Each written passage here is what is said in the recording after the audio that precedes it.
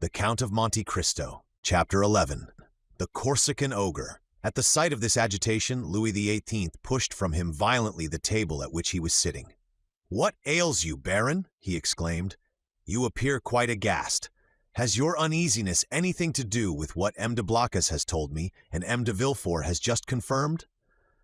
M. de Blacas moved suddenly towards the Baron, but the fright of the courtier pleaded for the forbearance of the statesman, and besides, as matters were, it was much more to his advantage that the prefect of police should triumph over him than that he should humiliate the prefect. "Sire," stammered the Baron. "Well, what is it?" asked Louis XIII. The minister of police, giving way to an impulse of despair, was about to throw himself at the feet of Louis XVIII, who retreated a step and frowned. "Will you speak?" he said. "Oh, sire, what a dreadful misfortune! I am indeed to be pitied. I can never forgive myself." "Monsieur," said Louis XVIII, "I command you to speak." "Well, sire, the usurper left Elba on the 26th February and landed on the 1st of March. "And where? In Italy?" asked the king eagerly. "In France, sire, at a small port near Antibes, in the Gulf of Juan." "The usurper landed in France, near Antibes, in the Gulf of Juan, 250 leagues from Paris, on the 1st of March, and you only acquired this information today, the 3rd of March. Well, sir, what you tell me is impossible. You must have received a false report, or you have gone mad." "Alas, sire, it is but too true." Louis made a gesture of indescribable anger and alarm, and then drew himself up as if this sudden blow had struck him at the same moment in heart and countenance. "In France," he cried, "the usurper in France! Then they did not watch over this man? Who knows? They were, perhaps, in league with him." "Oh, sire," exclaimed the Duc de Blacas, "Mem, Dandré is not a man to be accused of treason. Sire, we have all been blind, and the minister of police has shared the general blindness, that is all." "But," said Villefort, and then suddenly checking himself, he was silent. Then he continued. "Your pardon, sire," he said, bowing. "My zeal carried me away. Will your majesty deign to excuse me?" "Speak, sir, speak boldly," replied Louis. "You alone forewarned us of the evil. Now try and aid us with the remedy." "Sire," said Villefort, "the usurper is detested in the south, and it seems to me that if he ventured into the south, it would be easy to raise Languedoc and Provence against him." "Yes, assuredly," replied the minister, "but he is advancing by Gap and Sisteron." "Advancing! He is advancing!" said Louis XVIII. "Is he then advancing on Paris?" The minister of police maintained a silence which was equivalent to a complete avowal. "And Dauphiné, sir?" inquired the king of Villefort. "Do you think it possible to rouse that as well as Provence?" "Sire, I am sorry to tell your majesty a cruel fact, but the feeling in Dauphiné is quite the reverse of that in Provence or Languedoc. The mountaineers are Bonapartists, sire." "Then," murmured Louis, "he was well informed. And how many men had he with him?" "I do not know, sire," answered the minister of police. "What, you do not know? Have you neglected to obtain information on that point?" "Of course it is of no consequence," he added with a withering smile. "Sire, it was impossible to learn. The dispatch simply stated the fact of the landing and the route taken by the usurper." "And how did this dispatch reach you?" inquired the king. The minister bowed his head, and while a deep color overspread his cheeks, he stammered out, "By the telegraph, sire." Louis XVIII advanced a step and folded his arms over his chest as Napoleon would have done. "So then," he exclaimed, turning pale with anger, 7 conjoined and allied armies overthrew that man. A miracle of heaven replaced me on the throne of my fathers after 25 years of exile. I have, during those 25 years, spared no pains to understand the people of France and the interests which were confided to me. And now, when I see the fruition of my wishes almost within reach, the power I hold in my hands bursts and shatters me to atoms." "Sire, it is fatality," murmured the minister, feeling that the pressure of circumstances, however light a thing to destiny, was too much for any human strength to endure. "What our enemies say of us is then true. We have learnt nothing, forgotten nothing. If I were betrayed as he was, I would console myself. But to be in the midst of persons elevated by myself to places of honor, who ought to watch over me more carefully than over themselves, for my fortune is theirs. Before me they were nothing. After me they will be nothing and perish miserably from incapacity, ineptitude. Oh yes, sir, you are right. It is fatality." The minister quailed before this outburst of sarcasm. M. de Blocas wiped the moisture from his brow. Villefort smiled within himself, for he felt his increased importance. "To fall," continued King Louis, who at the first glance had sounded the abyss on which the monarchy hung suspended. "To fall, and learn of that fall by telegraph. Oh, I would rather mount the scaffold of my brother Louis XVI than thus descend the staircase at the Tuileries, driven away by ridicule. Ridicule, sir? Why, you know not its power in France, and yet you ought to know it." Sire," murmured the minister, "for pities." "Approach, M. de Villefort," resumed the king, addressing the young man who, motionless and breathless, was listening to a conversation on which depended the destiny of a kingdom. "Approach, and tell monsieur that it is possible to know beforehand all that he has not known. Sire, it was really impossible to learn secrets which that man concealed from all the world." "Really impossible? Yes, that is a great word, sir. Unfortunately, there are great words, as there are great men. I have measured them. Really impossible for a minister who has an office, agents, spies, and 1,500,000 francs for secret service money to know what is going on at 60 leagues from the coast of France. Well, then, see, here is a gentleman who had none of these resources at his disposal. A gentleman, only a simple magistrate, who learned more than you with all your police, and who would have saved my crown if, like you, he had the power of directing a telegraph." The look of the minister of police was turned with concentrated spite on Villefort, who bent his head in modest triumph.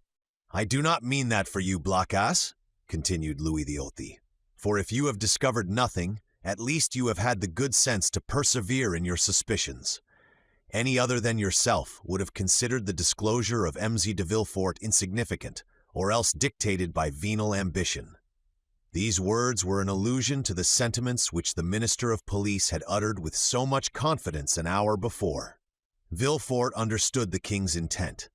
Any other person would, perhaps, have been overcome by such an intoxicating draught of praise, but he feared to make for himself a mortal enemy of the police minister, although he saw that d'André was irrevocably lost. In fact, the minister, who in the plenitude of his power had been unable to unearth Napoleon's secret, might in despair at his own downfall interrogate Dantes and so lay bare the motives of Villefort's plot. Realizing this, Villefort came to the rescue of the crestfallen minister, instead of aiding to crush him. "Sire," said Villefort, "the suddenness of this event must prove to your majesty that the issue is in the hands of Providence.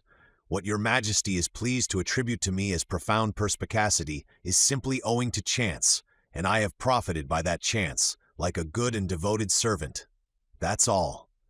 Do not attribute to me more than I deserve, sire, that your majesty may never have occasion to recall the first opinion you have been pleased to form of me." The minister of police thanked the young man by an eloquent look, and Villefort understood that he had succeeded in his design, that is to say, that without forfeiting the gratitude of the king, he had made a friend of one on whom, in case of necessity, he might rely. "'Tis well," resumed the king. "And now, gentlemen," he continued, turning towards M. de Blocas and the minister of police, "I have no further occasion for you, and you may retire. What now remains to do is in the department of the minister of war." "Fortunately, sire," said M. de Blocas, "we can rely on the army. Your majesty knows how every report confirms their loyalty and attachment." "Do not mention reports, Duke, to me, for I know now what confidence to place in them. Yet, speaking of reports, Baron, what have you learned with regard to the affair in the Rue Saint-Jacques?" "The affair in the Rue Saint-Jacques!" exclaimed Villefort, unable to repress an exclamation. Then, suddenly pausing, he added, "Your pardon, sire, but my devotion to your majesty has made me forget, not the respect I have, for that is too deeply engraved in my heart, but the rules of etiquette." Go on, sir," replied the king. "You have today earned the right to make inquiries here." "Sire," interposed the minister of police, "I came a moment ago to give your majesty fresh information which I had obtained on this head, when your majesty's attention was attracted by the terrible event that has occurred in the Gulf, and now these facts will cease to interest your majesty." "On the contrary, sir, on the contrary," said Louis XIII. "This affair seems to me to have a decided connection with that which occupies our attention, and the death of General Quesnel will, perhaps, put us on the direct track of a great internal conspiracy." At the name of General Quesnel, Villefort trembled. "Everything points to the conclusion, sire," said the Minister of Police, "that death was not the result of suicide, as we first believed, but of assassination. General Quesnel, it appears, had just left a Bonapartist club when he disappeared.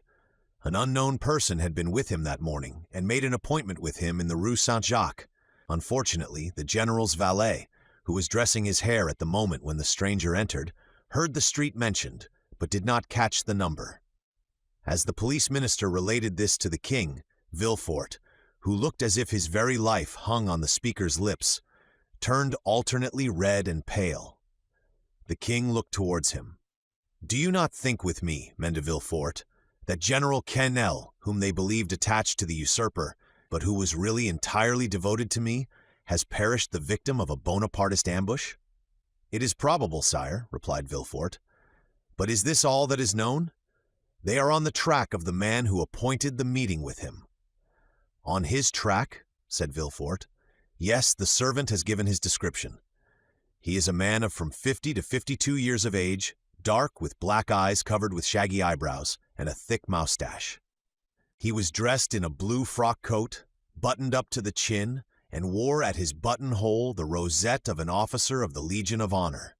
Yesterday, a person exactly corresponding with this description was followed, but he was lost sight of at the corner of the Rue de la Jussienne and the Rue Coqueron." Villefort leaned on the back of an armchair, for as the Minister of Police went on speaking, he felt his legs bend under him. But when he learned that the unknown had escaped the vigilance of the agent who followed him, he breathed again. "Continue to seek for this man, sir," said the king to the Minister of Police, "for if, as I am all but convinced, General Quesnel, who would have been so useful to us at this moment, has been murdered, his assassins, Bonapartists or not, shall be cruelly punished." It required all Villefort's coolness not to betray the terror with which this declaration of the king inspired him. "How strange," continued the king with some asperity, "the police think that they have disposed of the whole matter when they say, 'A murder has been committed,' and especially so when they can add, 'and we are on the track of the guilty persons.' Sire, your majesty will, I trust, be amply satisfied on this point at least. We shall see. I will no longer detain you, Mèche de Villefort, for you must be fatigued after so long a journey. Go and rest. Of course you stopped at your father's?" A feeling of faintness came over Villefort. "No, sire," he replied. "I alighted at the Hôtel de Madrid, in the Rue de Tournon." "But you have seen him?" "Sire, I went straight to the Duc de Blacas." "But you will see him, then?" "I think not, sire." "Ah, I forgot," said Louis, smiling in a manner which proved that all these questions were not made without a motive. "I forgot you and M. Noirtier are not on the best terms possible, and that is another sacrifice made to the royal cause, and for which you should be recompensed." "Sire, the kindness your majesty deigns to evince towards me is a recompense which so far surpasses my utmost ambition that I have nothing more to ask for." "Never mind, sir, we will not forget you. Make your mind easy." In the meanwhile, the king here detached the cross of the Legion of Honor, which he usually wore over his blue coat, near the cross of St. Louis, above the order of Notre-Dame du Mont Carmel and St. Lazare, and gave it to Villefort. "In the meanwhile, take this cross." "Sire," said Villefort, "your majesty mistakes. This is an officer's cross." "Ma foi," said Louis XIII, "take it, such as it is, for I have not the time to procure you another. Blacas, let it be your care to see that the brevet is made out and sent to de Villefort." Villefort's eyes were filled with tears of joy and pride. He took the cross and kissed it. "And now," he said, "may I inquire what are the orders with which your majesty deigns to honor me?" "Take what rest you require, and remember that if you are not able to serve me here in Paris, you may be of the greatest service to me at Marseille." "Sire," replied Villefort, bowing, "in an hour I shall have quitted Paris." "Go, sir," said the king, "and should I forget you, king's memories are short, do not be afraid to bring yourself to my recollection. Baron, send for the Minister of War. Blacas, remain." "Ah, sir," said the Minister of Police to Villefort, as they left the Tuileries, "you entered by luck's door. Your fortune is made." "Will it be long first?" muttered Villefort, saluting the minister, whose career was ended, and looking about him for a hackney coach. One passed at the moment, which he hailed. He gave his address to the driver, and springing in, threw himself on the seat, and gave loose to dreams of ambition. 10 minutes afterwards, Villefort reached his hotel, ordered horses to be ready in 2 hours, and asked to have his breakfast brought to him. He was about to begin his repast when the sound of the bell rang sharp and loud. The valet opened the door, and Villefort heard someone speak his name. "Who could know that I was here already?" said the young man. The valet entered. "Well," said Villefort, "what is it? Who rang? Who asked for me?" "A stranger who will not send in his name. A stranger who will not send in his name. What can he want with me? He wishes to speak to you." "To me? Yes." "Did he mention my name?" "Yes." "What sort of person is he?" "Why, sir, a man of about 50. Short or tall? About your own height, sir." "Dark or fair?" "Dark, very dark, with black eyes, black hair, black eyebrows." "And how dressed?" asked Villefort quickly. "In a blue frock coat buttoned up close, decorated with the Legion of Honor." "It is he!" said Villefort, turning pale. "Pardieu!" said the individual whose description we have twice given, entering the door. "What a great deal of ceremony! Is it the custom in Marseille for sons to keep their fathers waiting in their anterooms?" "Father!" cried Villefort. "Then I was not deceived. I felt sure it must be you." "Well then, if you felt so sure," replied the newcomer, putting his cane in a corner and his hat on a chair, "allow me to say, my dear Gérard, that it was not very filial of you to keep me waiting at the door." "Leave us, Germain," said Villefort. The servant quitted the apartment with evident signs of astonishment. Chapter 12. Father and Son. M. Noirtier, for it was indeed he who entered, looked after the servant until the door was closed, and then, fearing no doubt that he might be overheard in the antechamber, he opened the door again. Nor was the precaution useless, as appeared from the rapid retreat of Germain, who proved that he was not exempt from the sin which ruined our first parents. M. Noirtier then took the trouble to close and bolt the antechamber door, then that of the bedchamber, and then extended his hand to Villefort, who had followed all his motions with surprise which he could not conceal. "Well now, my dear Gérard," said he to the young man, with a very significant look, "do you know, you seem as if you were not very glad to see me." "My dear father," said Villefort, "I am, on the contrary, delighted, but I so little expected your visit that it has somewhat overcome me." "But, my dear fellow," replied M. Noirtier, seating himself, "I might say the same thing to you, when you announced to me your wedding for the 28th of February, and on the 3rd of March you turn up here in Paris." "And if I have come, my dear father," said Gérard, drawing closer to M. Noirtier, "do not complain, for it is for you that I came, and my journey will be your salvation." "Ah, indeed," said M. Noirtier, stretching himself out at his ease in the chair. "Really, pray tell me all about it, for it must be interesting." "Father, you have heard speak of a certain Bonapartist club in the Rue Saint-Jacques?" "No, 53. Yes, I am vice-president." "Father, your coolness makes me shudder." "Why, my dear boy? When a man has been proscribed by the mountaineers, has escaped from Paris in a hay-cart, been hunted over the plains of Bordeaux by Robespierre's bloodhounds, he becomes accustomed to most things. But go on, what about the club in the Rue Saint-Jacques?" "Why, they induced General Quesnel to go there, and General Quesnel, who quitted his own house at 9 o'clock in the evening, was found the next day in the Seine." "And who told you this fine story?" "The king himself." "Well then, in return for your story," continued Noirtier, "I will tell you another." "My dear father, I think I already know what you are about to tell me." "Ah, you have heard of the landing of the emperor?" "Not so loud, father, I entreat of you, for your own sake as well as mine. Yes, I heard this news, and knew it even before you could, for 3 days ago I posted from Marseille to Paris with all possible speed, half desperate at the enforced delay." 3 days ago? You are crazy. Why, 3 days ago the emperor had not landed. "No matter, I was aware of his intention." "How did you know about it?" "By a letter addressed to you from the island of Elba." "To me?" "To you, and which I discovered in the pocketbook of the messenger. Had that letter fallen into the hands of another, you, my dear father, would probably ere this have been shot." Villefort's father laughed.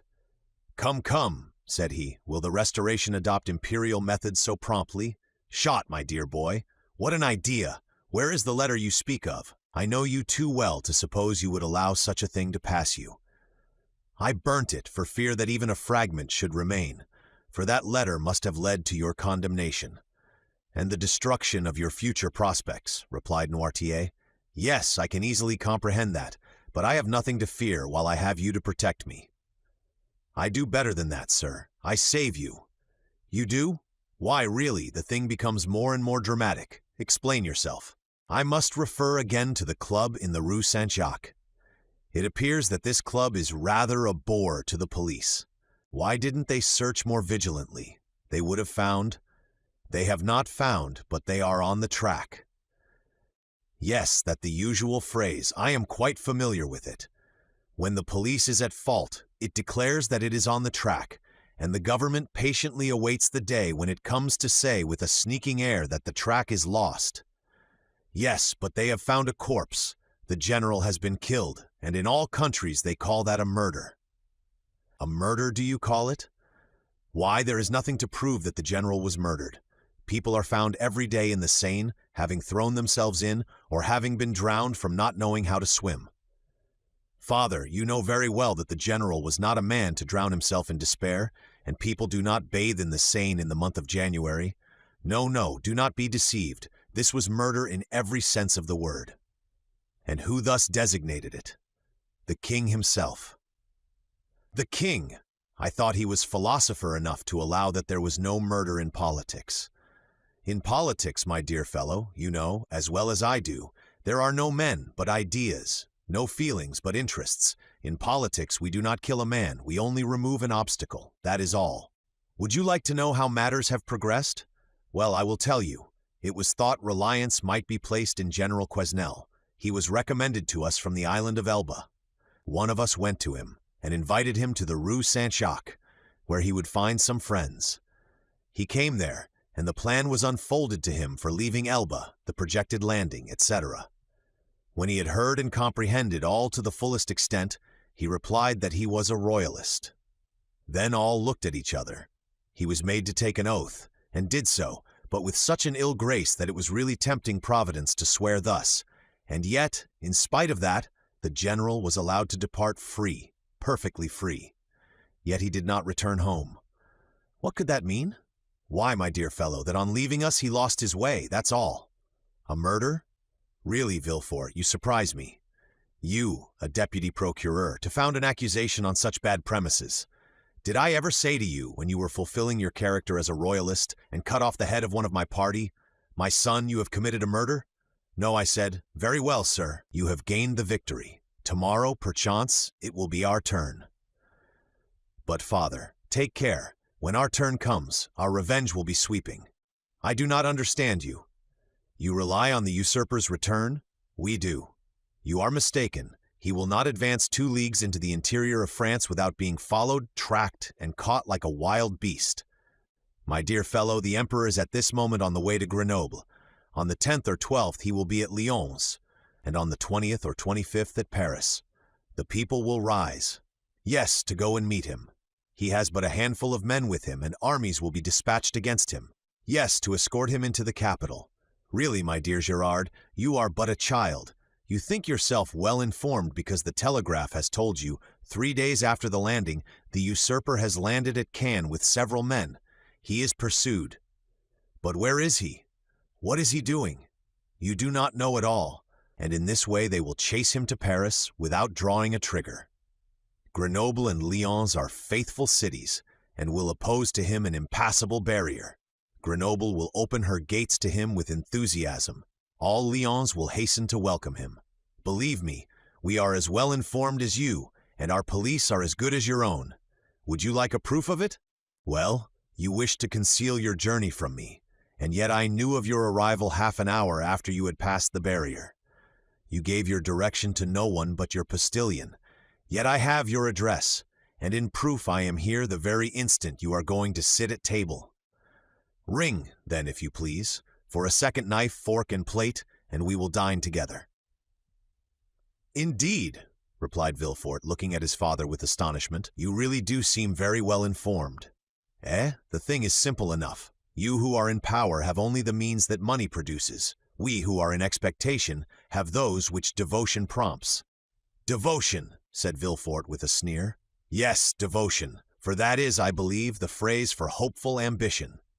And Villefort's father extended his hand to the bell-rope to summon the servant whom his son had not called. Villefort caught his arm. Wait, my dear father, said the young man, one word more. Say on. However stupid the royalist police may be, they do know one terrible thing. What is that? The description of the man who on the morning of the day when General Quesnel disappeared presented himself at his house. Oh, the admirable police have found that out, have they? And what may be that description? Dark complexion, hair, eyebrows, and whiskers black, blue frock-coat, buttoned up to the chin, rosette of an officer of the Legion of Honor in his buttonhole, a hat with wide brim and a cane. "Aha, that's it, is it?" said Noirtier. "And why, then, have they not laid hands on him?" "Because yesterday or the day before they lost sight of him at the corner of the Rue Coq-Héron. Didn't I say that your police were good for nothing?" "Yes, but they may catch him yet." "True," said Noirtier, looking carelessly around him. "True, if this person were not on his guard as he is." And he added with a smile, "He will consequently make a few changes in his personal appearance." At these words he rose and put off his frock-coat and cravat, went towards a table on which lay his son's toilet articles, lathered his face, took a razor, and with a firm hand cut off the compromising whiskers. Villefort watched him with alarm not devoid of admiration. His whiskers cut off, Noirtier gave another turn to his hair, took, instead of his black cravat, a colored neckerchief which lay at the top of an open portmanteau, put on, in lieu of his blue and high-buttoned frock-coat, a coat of Villefort's of dark brown, and cut away in front, tried on before the glass a narrow-brimmed hat of his son's, which appeared to fit him perfectly, and leaving his cane in the corner where he had deposited it, he took up a small bamboo switch, cut the air with it once or twice, and walked about with that easy swagger which was one of his principal characteristics. "Well," he said, turning towards his wondering son when this disguise was completed, "well, do you think your police will recognize me now?" "No, father," stammered Villefort. "At least I hope not." "And now, my dear boy," continued Noirtier, "I rely on your prudence to remove all the things which I leave in your care." "Oh, rely on me," said Villefort. "Yes, yes, and now I believe you are right, and that you have really saved my life. Be assured I will return the favor hereafter." Villefort shook his head.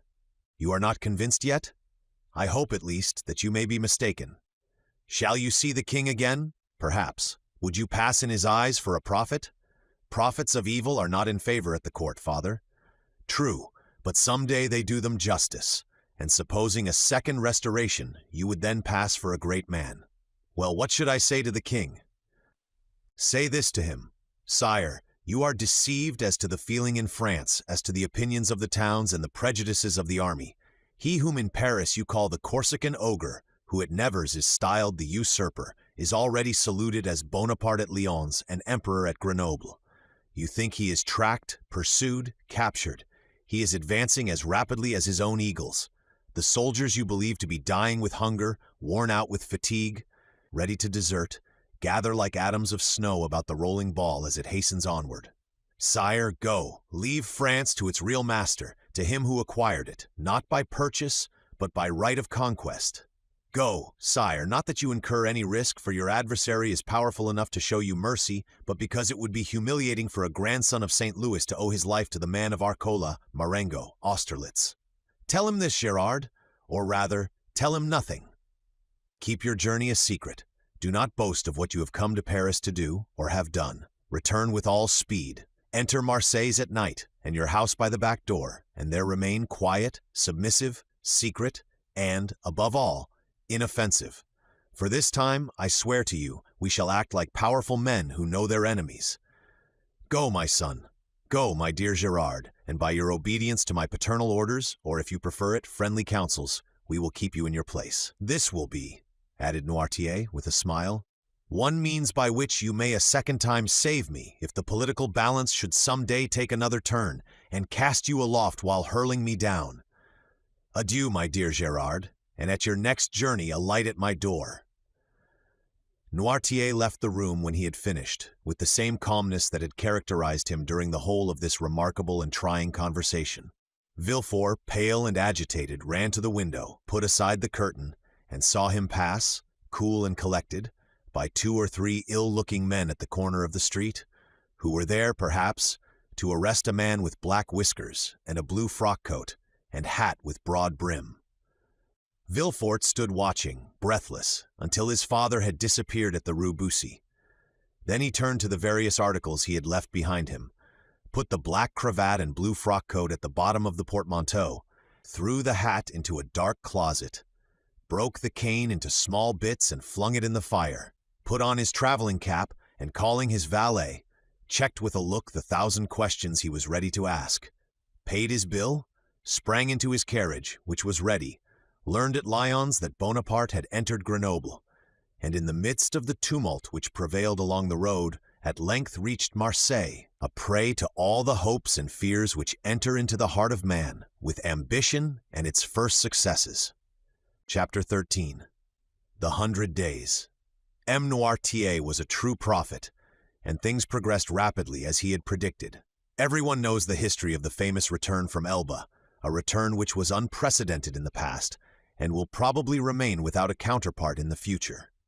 Louis XVIII made but a faint attempt to parry this unexpected blow. The monarchy he had scarcely reconstructed tottered on its precarious foundation, and at a sign from the emperor, the incongruous structure of ancient prejudices and new ideas fell to the ground.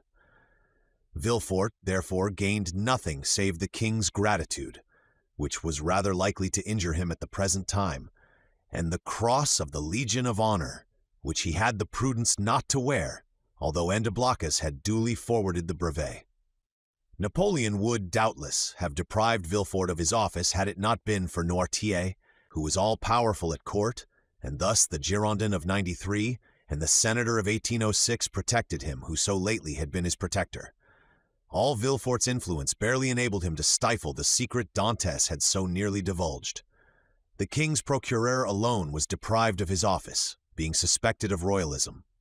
However, scarcely was the imperial power established. That is, scarcely had the emperor re-entered the Tuileries and begun to issue orders from the closet into which we have introduced our readers. He found on the table there Louis XVIII's half-filled snuff-box. Scarcely had this occurred when Marseille began, in spite of the authorities, to rekindle the flames of civil war, always smoldering in the south, and it required but little to excite the populace to acts of far greater violence than the shouts and insults with which they assailed the royalists whenever they ventured abroad. Owing to this change, the worthy shipowner became at that moment, we will not say all-powerful, because Morel was a prudent and rather a timid man, so much so that many of the most zealous partisans of Bonaparte accused him of moderation, but sufficiently influential to make a demand in favor of Dantes. Villefort retained his place, but his marriage was put off until a more favorable opportunity. If the emperor remained on the throne, Gérard required a different alliance to aid his career. If Louis XIII returned, the influence of Monsieur de Saint-Méran, like his own, could be vastly increased, and the marriage be still more suitable. The deputy procureur was, therefore, the first magistrate of Marseille, when one morning his door opened, and M. Morel was announced. Anyone else would have hastened to receive him, but Villefort was a man of ability, and he knew this would be a sign of weakness. He made Morel wait in the antechamber, although he had no one with him, for the simple reason that the king's procureur always makes everyone wait, and after passing a quarter of an hour in reading the papers, he ordered N. Morel to be admitted. Morel expected Villefort would be dejected. He found him as he had found him 6 weeks before, calm, firm, and full of that glacial politeness, that most insurmountable barrier which separates the well-bred from the vulgar man. He had entered Villefort's office expecting that the magistrate would tremble at the sight of him. On the contrary, he felt a cold shudder all over him when he saw Villefort sitting there with his elbow on his desk and his head leaning on his hand. He stopped at the door. Villefort gazed at him as if he had some difficulty in recognizing him. Then, after a brief interval, during which the honest shipowner turned his hat in his hands, "Morel, I believe," said Villefort. "Yes, sir." "Come nearer," said the magistrate, with a patronizing wave of the hand, "and tell me to what circumstance I owe the honor of this visit." "Do you not guess, monsieur?" asked Morrel. "Not in the least, but if I can serve you in any way, I shall be delighted." "Everything depends on you. Explain yourself, pray." "Monsieur," said Morrel, recovering his assurance as he proceeded, "do you recollect that a few days before the landing of His Majesty the Emperor, I came to intercede for a young man, the mate of my ship, who was accused of being concerned in correspondence with the island of Elba? What was the other day a crime is today a title to favor. You then served Louis VIII, and you did not show any favor. It was your duty. Today you serve Napoleon, and you ought to protect him. It is equally your duty. I come, therefore, to ask what has become of him." Villefort, by a strong effort, sought to control himself. "What is his name?" said he. "Tell me his name." "Edmond Dantès." Villefort would probably have rather stood opposite the muzzle of a pistol at 25 paces than have heard this name spoken, but he did not blanch. "Dantès," repeated he. "Edmond Dantès." "Yes, monsieur." Villefort opened a large register, then went to a table, from the table turned to his registers, and then turning to Morrel, "Are you quite sure you are not mistaken, monsieur?" said he, in the most natural tone in the world. Had Morrel been a more quick-sighted man, or better versed in these matters, he would have been surprised at the king's procureur answering him on such a subject, instead of referring him to the governors of the prison or the prefect of the department. But Morrel, disappointed in his expectations of exciting fear, was conscious only of the other's condescension. Villefort had calculated rightly. "No," said Morrel, "I am not mistaken. I have known him for 10 years, the last 4 of which he was in my service. Do not you recollect, I came about 6 weeks ago to plead for clemency, as I come today to plead for justice. You received me very coldly.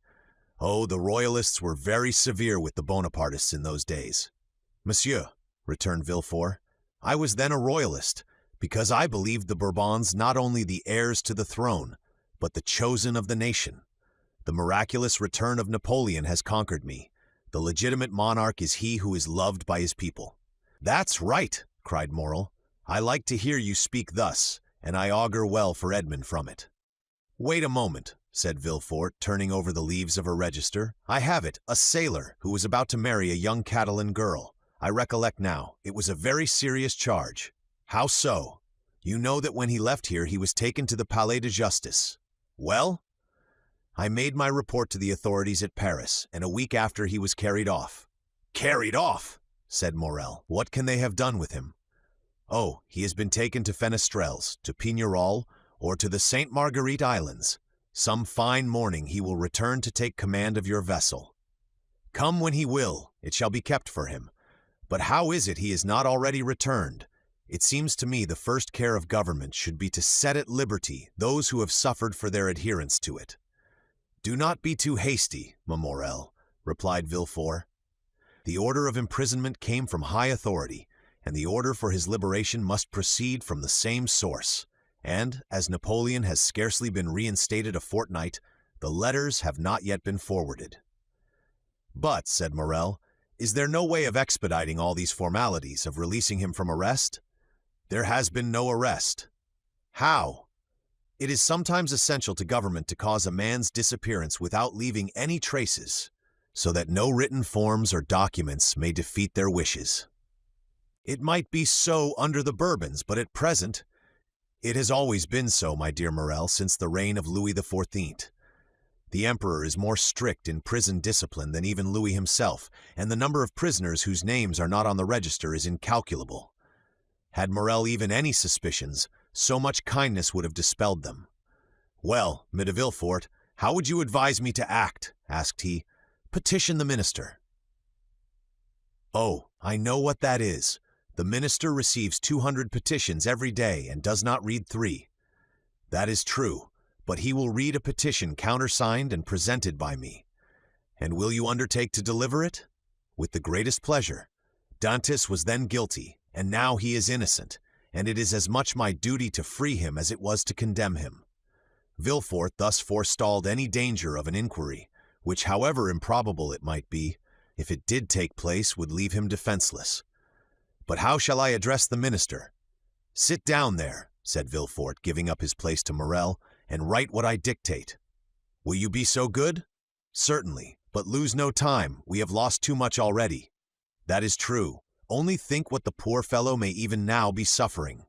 Villefort shuddered at the suggestion, but he had gone too far to draw back. Dantès must be crushed to gratify Villefort's ambition. Villefort dictated a petition in which, from an excellent intention, no doubt, Dantès' patriotic services were exaggerated, and he was made out one of the most active agents of Napoleon's return. It was evident that at the sight of this document the minister would instantly release him. The petition finished, Villefort read it aloud. "That will do," said he. "Leave the rest to me." "Will the petition go soon? Today? Countersigned by you? The best thing I can do will be to certify the truth of the contents of your petition." And, sitting down, Villefort wrote the certificate at the bottom. "What more is to be done? I will do whatever is necessary." This assurance delighted Morrel, who took leave of Villefort and hastened to announce to old Dantès that he would soon see his son. As for Villefort, instead of sending to Paris, he carefully preserved the petition that so fearfully compromised Dantès, in the hopes of an event that seemed not unlikely, that is, a second restoration. Dantès remained a prisoner, and heard not the noise of the fall of Louis VIII's throne, or the still more tragic destruction of the empire. Twice during the 100 days had Morrel renewed his demand, and twice had Villefort soothed him with promises. At last there was Waterloo, and Morrel came no more. He had done all that was in his power, and any fresh attempt would only compromise himself uselessly. Louis XVIII remounted the throne. Villefort, to whom Marseille had become filled with remorseful memories, sought and obtained the situation of king's procureur at Toulouse, and a fortnight afterwards he married Mademoiselle de Saint-Méran, whose father now stood higher at court than ever. And so Dantès, after the 100 days and after Waterloo, remained in his dungeon, forgotten of earth and heaven. Danglars comprehended the full extent of the wretched fate that overwhelmed Dantès, and when Napoleon returned to France, he, after the manner of mediocre minds, termed the coincidence a decree of Providence. But when Napoleon returned to Paris, Danglars' heart failed him, and he lived in constant fear of Dantès' return on a mission of vengeance. He therefore informed M. Morrel of his wish to quit the sea, and obtained a recommendation from him to a Spanish merchant, into whose service he entered at the end of March, that is, 10 or 12 days after Napoleon's return. He then left for Madrid and was no more heard of. Fernand understood nothing except that Dantès was absent. What had become of him he cared not to inquire. Only, during the respite the absence of his rival afforded him, he reflected, partly on the means of deceiving Mercédès as to the cause of his absence, partly on plans of emigration and abduction, as from time to time he sat sad and motionless on the summit of Cape Pharo, at the spot from whence Marseilles and the Catalans are visible, watching for the apparition of a young and handsome man, who was for him also the messenger of vengeance. Fernand's mind was made up. He would shoot Dantès and then kill himself. But Fernand was mistaken. A man of his disposition never kills himself, for he constantly hopes. During this time the empire made its last conscription, and every man in France capable of bearing arms rushed to obey the summons of the emperor. Fernand departed with the rest, bearing with him the terrible thought that while he was away, his rival would perhaps return and marry Mercédès. Had Fernand really meant to kill himself, he would have done so when he parted from Mercédès.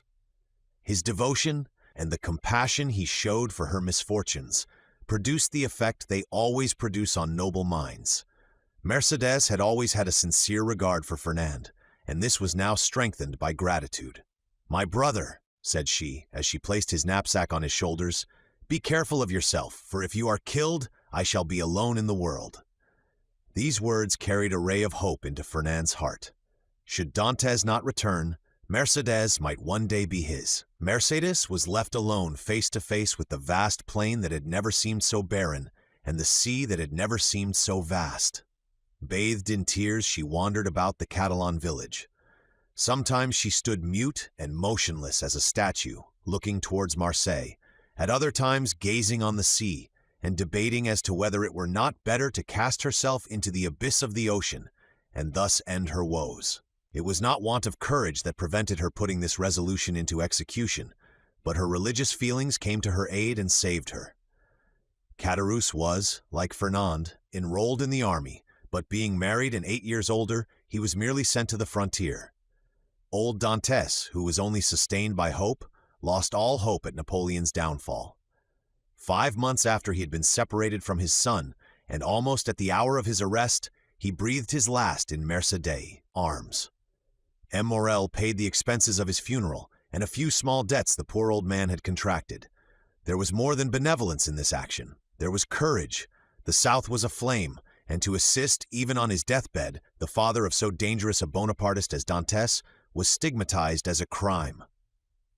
Chapter 14. The Two Prisoners. A year after Louis XVIII's restoration, a visit was made by the Inspector General of Prisons.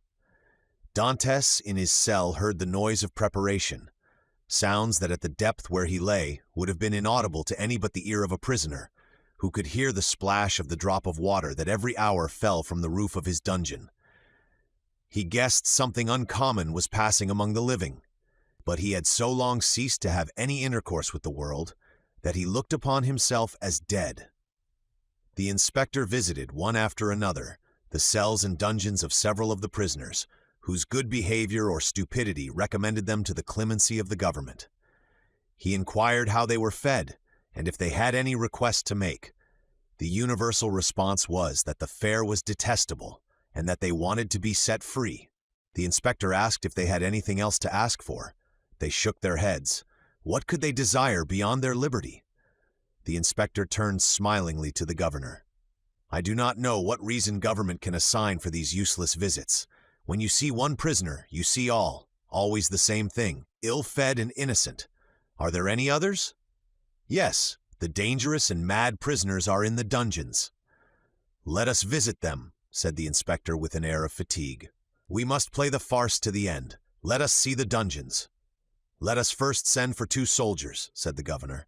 The prisoners sometimes, through mere uneasiness of life, and in order to be sentenced to death, commit acts of useless violence, and you might fall a victim. Take all needful precautions, replied the inspector. 2 soldiers were accordingly sent for, and the inspector descended a stairway, so foul, so humid, so dark, as to be loathsome to sight, smell, and respiration. Oh, cried the inspector, who can live here? A most dangerous conspirator, a man we are ordered to keep the most strict watch over, as he is daring and resolute. He is alone? Certainly. How long has he been there? Nearly a year. Was he placed here when he first arrived? No, not until he attempted to kill the turnkey who took his food to him. To kill the turnkey? Yes, the very one who is lighting us. Is it not true, Antoine? Asked the governor. True enough. He wanted to kill me, returned the turnkey. He must be mad, said the inspector. He is worse than that. He is a devil, returned the turnkey.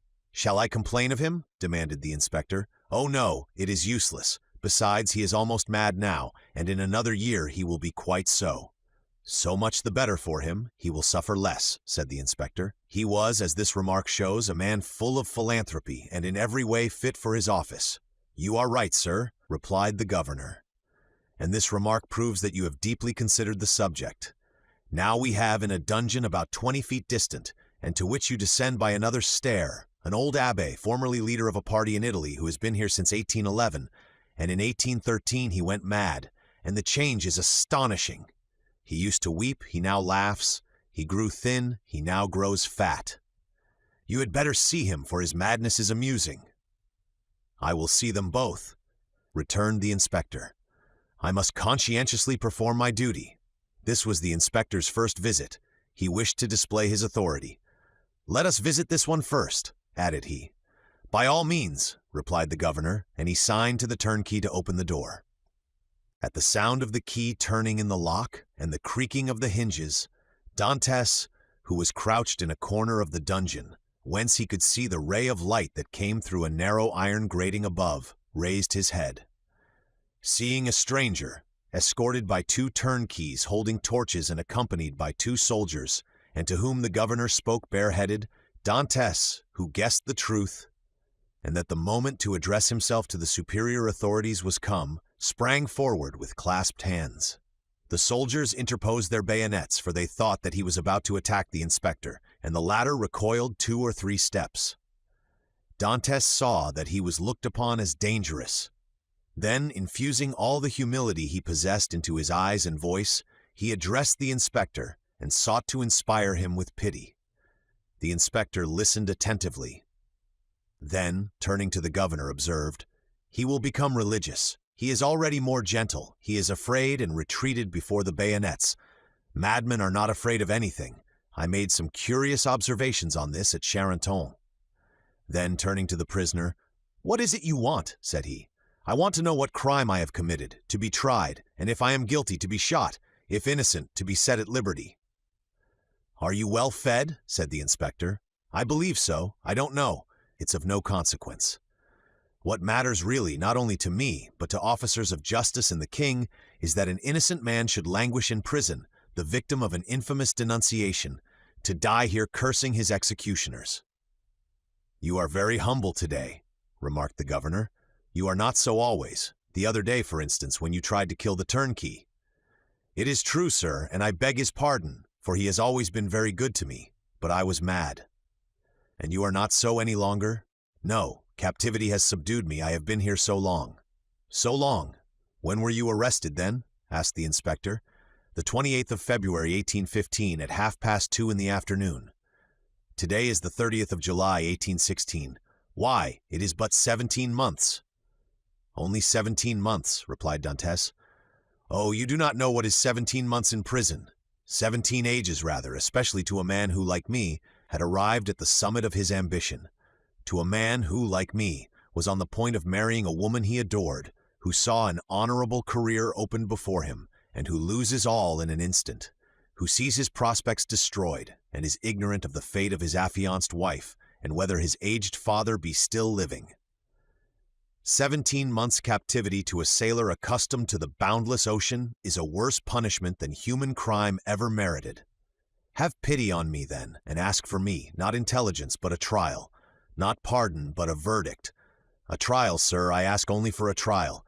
That surely cannot be denied to one who is accused." "We shall see," said the inspector. Then, turning to the governor, "On my word, the poor devil touches me. You must show me the proofs against him."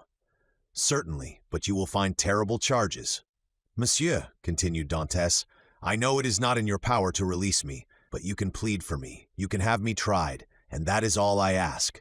Let me know my crime and the reason why I was condemned. Uncertainty is worse than all." "Go on with the lights," said the inspector. "Monsieur," cried Dantes, "I can tell by your voice you are touched with pity. Tell me at least to hope." "I cannot tell you that," replied the inspector. "I can only promise to examine into your case." "Oh, I am free. Then I am saved." "Who arrested you?" "Ems Villefort. See him, and hear what he says." Prosody Rake was no longer at Marseille. He is now at Toulouse. "I am no longer surprised at my detention," murmured Dantes, "since my only protector is removed." "Had Memse de Villefort any cause of personal dislike to you?" "None. On the contrary, he was very kind to me." "I can, then, rely on the notes he has left concerning you?"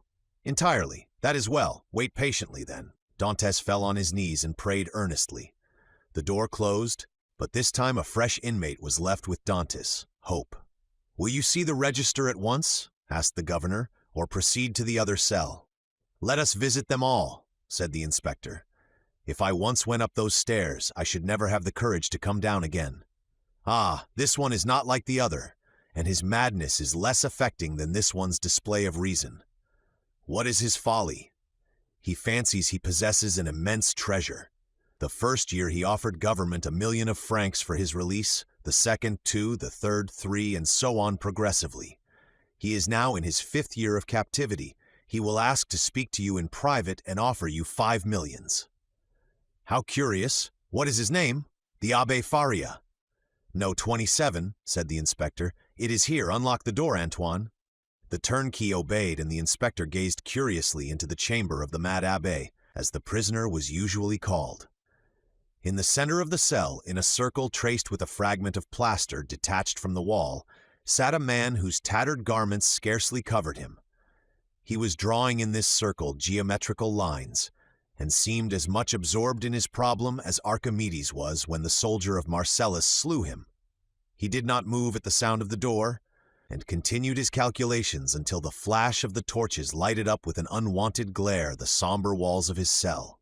Then, raising his head, he perceived with astonishment the number of persons present. He hastily seized the coverlet of his bed and wrapped it round him. "What is it you want?" said the inspector. "I, monsieur," replied the abbé with an air of surprise. "I want nothing." "You do not understand," continued the inspector. "I am sent here by government to visit the prison and hear the requests of the prisoners." "Oh, that is different," cried the abbé, "and we shall understand each other, I hope." "There now," whispered the governor, "it is just as I told you." "Monsieur," continued the prisoner, "I am the Abbé Faria, born at Rome. I was for 20 years Cardinal Spada's secretary. I was arrested, why, I know not, toward the beginning of the year 1811. Since then I have demanded my liberty from the Italian and French government." "Why from the French government?" "Because I was arrested at Piombino, and I presume that, like Milan and Florence, Piombino has become the capital of some French department." "Ah," said the inspector, "you have not the latest news from Italy?" "My information dates from the day on which I was arrested," returned the Abbé Faria, "and as the emperor had created the kingdom of Rome for his infant son, I presume that he has realized the dream of Machiavelli and Caesar Borgia, which was to make Italy a united kingdom." "Monsieur," returned the inspector, "Providence has changed this gigantic plan you advocate so warmly. It is the only means of rendering Italy strong, happy, and independent." "Very possibly, only I am not come to discuss politics, but to inquire if you have anything to ask or to complain of." "The food is the same as in other prisons. That is very bad. The lodging is very unhealthful, but on the whole passable for a dungeon. But it is not that which I wish to speak of, but a secret I have to reveal of the greatest importance." "We are coming to the point," whispered the governor. "It is for that reason I am delighted to see you," continued the abbé, "although you have disturbed me in a most important calculation, which, if it succeeded, would possibly change Newton's system. Could you allow me a few words in private?" "What did I tell you?" said the governor. "You knew him," returned the inspector with a smile. "What you ask is impossible, monsieur," continued he, addressing Faria. "But," said the abbé, "I would speak to you of a large sum amounting to 5 millions. "The very sum you named," whispered the inspector in his turn. "However," continued Faria, seeing that the inspector was about to depart, "it is not absolutely necessary for us to be alone. The governor can be present." "Unfortunately," said the governor, "I know beforehand what you are about to say. It concerns your treasures, does it not?" Faria fixed his eyes on him with an expression that would have convinced anyone else of his sanity. "Of course," said he. "Of what else should I speak?" "Mr. Inspector," continued the governor, "I can tell you the story as well as he, for it has been dinned in my ears for the last 4 or 5 years." "That proves," returned the abbé, "that you are like those of Holy Writ, who having eyes see not, and having ears hear not." "My dear sir, the government is rich and does not want your treasures," replied the inspector. "Keep them until you are liberated." The abbé's eyes glistened. He seized the inspector's hand. "But what if I am not liberated," cried he, "and am detained here until my death?" "This treasure will be lost. Had not government better profit by it? I will offer 6 millions, and I will content myself with the rest, if they will only give me my liberty." "On my word," said the inspector in a low tone, "had I not been told beforehand that this man was mad, I should believe what he says." "I am not mad," replied Faria, with that acuteness of hearing peculiar to prisoners. "The treasure I speak of really exists, and I offer to sign an agreement with you, in which I promise to lead you to the spot where you shall dig, and if I deceive you, bring me here again. I ask no more." The governor laughed. "Is the spot far from here?" 100 leagues. "It is not ill-planned," said the governor. "If all the prisoners took it into their heads to travel 100 leagues, and their guardians consented to accompany them, they would have a capital chance of escaping." "The scheme is well known," said the inspector, "and the abbé's plan has not even the merit of originality." Then turning to Faria, "I inquired if you are well fed," said he. "Swear to me," replied Faria, "to free me if what I tell you prove true, and I will stay here while you go to the spot." "Are you well fed?" repeated the inspector. "Monsieur, you run no risk, for, as I told you, I will stay here, so there is no chance of my escaping." "You do not reply to my question," replied the inspector impatiently. "Nor you to mine," cried the abbé. "You will not accept my gold. I will keep it for myself. You refuse me my liberty. God will give it me."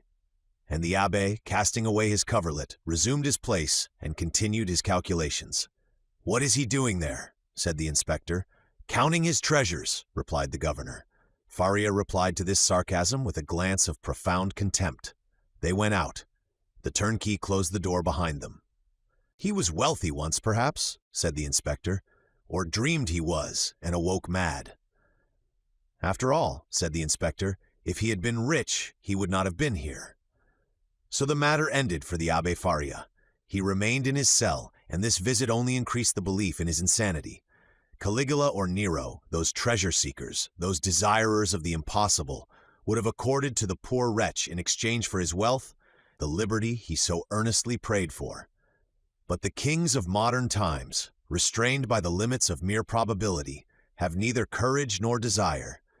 They fear the ear that hears their orders, and the eye that scrutinizes their actions. Formerly they believed themselves sprung from Jupiter and shielded by their birth, but nowadays they are not inviolable. It has always been against the policy of despotic governments to suffer the victims of their persecutions to reappear. As the Inquisition rarely allowed its victims to be seen with their limbs distorted and their flesh lacerated by torture, so madness is always concealed in its cell, from whence, should it depart, it is conveyed to some gloomy hospital, where the doctor has no thought for man or mind in the mutilated being the jailer delivers to him. The very madness of the Abbé Faria, gone mad in prison, condemned him to perpetual captivity. The inspector kept his word with Dantes. He examined the register, and found the following note concerning him. Edmond Dantes, violent Bonapartist, took an active part in the return from Elba. The greatest watchfulness and care to be exercised. This note was in a different hand from the rest, which showed that it had been added since his confinement. The inspector could not contend against this accusation. He simply wrote, "Nothing to be done." This visit had infused new vigor into Dantes. He had, till then, forgotten the date. But now, with a fragment of plaster, he wrote the date, 30th July 1816, and made a mark every day in order not to lose his reckoning again. Days and weeks passed away, then months. Dantes still waited. He at first expected to be freed in a fortnight. This fortnight expired. He decided that the inspector would do nothing until his return to Paris, and that he would not reach there until his circuit was finished. He therefore fixed 3 months. 3 months passed away, then 6 more. Finally, 10 months and a half had gone by, and no favorable change had taken place, and Dantes began to fancy the inspector's visit but a dream, an illusion of the brain. At the expiration of a year, the governor was transferred. He had obtained charge of the fortress at Ham. He took with him several of his subordinates, and amongst them Dantes' jailer. A new governor arrived. It would have been too tedious to acquire the names of the prisoners. He learned their numbers instead. This horrible place contained 50 cells. Their inhabitants were designated by the numbers of their cell, and the unhappy young man was no longer called Edmond Dantes. He was now number 34. Chapter 15. Number 34 and number 27. Dantes passed through all the stages of torture natural to prisoners in suspense. He was sustained at first by that pride of conscious innocence which is the sequence to hope. Then he began to doubt his own innocence, which justified in some measure the governor's belief in his mental alienation. And then, relaxing his sentiment of pride, he addressed his supplications, not to God, but to man. God is always the last resource. Unfortunates, who ought to begin with God, do not have any hope in him till they have exhausted all other means of deliverance. Dantes asked to be removed from his present dungeon into another, even if it were darker and deeper, for a change, however disadvantageous, was still a change and would afford him some amusement. He entreated to be allowed to walk about, to have fresh air, books, and writing materials. His requests were not granted, but he went on asking all the same. He accustomed himself to speaking to the new jailer. although the latter was, if possible, more taciturn than the old one. But still, to speak to a man, even though mute, was something.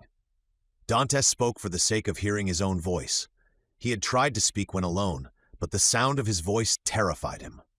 Often, before his captivity, Dantes' mind had revolted at the idea of assemblages of prisoners, made up of thieves, vagabonds, and murderers. He now wished to be amongst them, in order to see some other face besides that of his jailer. He sighed for the galleys, with the infamous costume, the chain, and the brand on the shoulder. The galley slaves breathed the fresh air of heaven and saw each other. They were very happy. He besought the jailer one day to let him have a companion, were it even the mad Abbé. The jailer, though rough and hardened by the constant sight of so much suffering, was yet a man. At the bottom of his heart, he had often had a feeling of pity for this unhappy young man who suffered so, and he laid the request of number 34 before the governor. But the latter sapiently imagined that Dantes wished to conspire or attempt an escape and refused his request. Dantes had exhausted all human resources, and he then turned to God. All the pious ideas that had been so long forgotten returned. He recollected the prayers his mother had taught him, and discovered a new meaning in every word. For in prosperity prayers seem but a mere medley of words, until misfortune comes, and the unhappy sufferer first understands the meaning of the sublime language in which he invokes the pity of heaven. He prayed, and prayed aloud, no longer terrified at the sound of his own voice, for he fell into a sort of ecstasy. He laid every action of his life before the Almighty, proposed tasks to accomplish, and at the end of every prayer, introduced the entreaty oftener addressed to man than to God. Forgive us our trespasses as we forgive them that trespass against us. Yet in spite of his earnest prayers, Dantes remained a prisoner. Then gloom settled heavily upon him. Dante was a man of great simplicity of thought, and without education. He could not, therefore, in the solitude of his dungeon, traverse in mental vision the history of the ages, bring to life the nations that had perished, and rebuild the ancient cities so vast and stupendous in the light of the imagination, and that pass before the eye glowing with celestial colors in Martin's Babylonian pictures. He could not do this, he whose past life was so short, whose present so melancholy, and his future so doubtful. 19 years of light to reflect upon in eternal darkness. No distraction could come to his aid. His energetic spirit, that would have exulted in thus revisiting the past, was imprisoned like an eagle in a cage.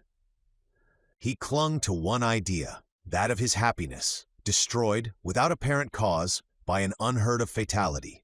He considered and reconsidered this idea, devoured it, so to speak, as the implacable Ugolino devours the skull of Archbishop Roger in the Inferno of Dante.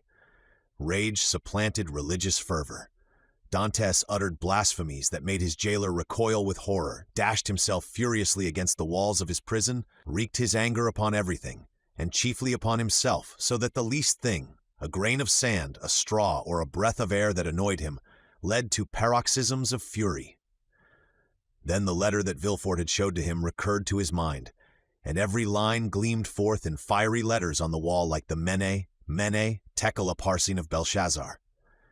He told himself that it was the enmity of man, and not the vengeance of heaven, that had thus plunged him into the deepest misery. He consigned his unknown persecutors to the most horrible tortures he could imagine, and found them all insufficient, because after torture came death, and after death, if not repose, at least the boon of unconsciousness. By dint of constantly dwelling on the idea that tranquility was death, and if punishment were the end in view, other tortures than death must be invented, he began to reflect on suicide. Unhappy he, who, on the brink of misfortune, broods over ideas like these. Before him is a dead sea that stretches in azure calm before the eye. But he who unwarily ventures within its embrace finds himself struggling with a monster that would drag him down to perdition.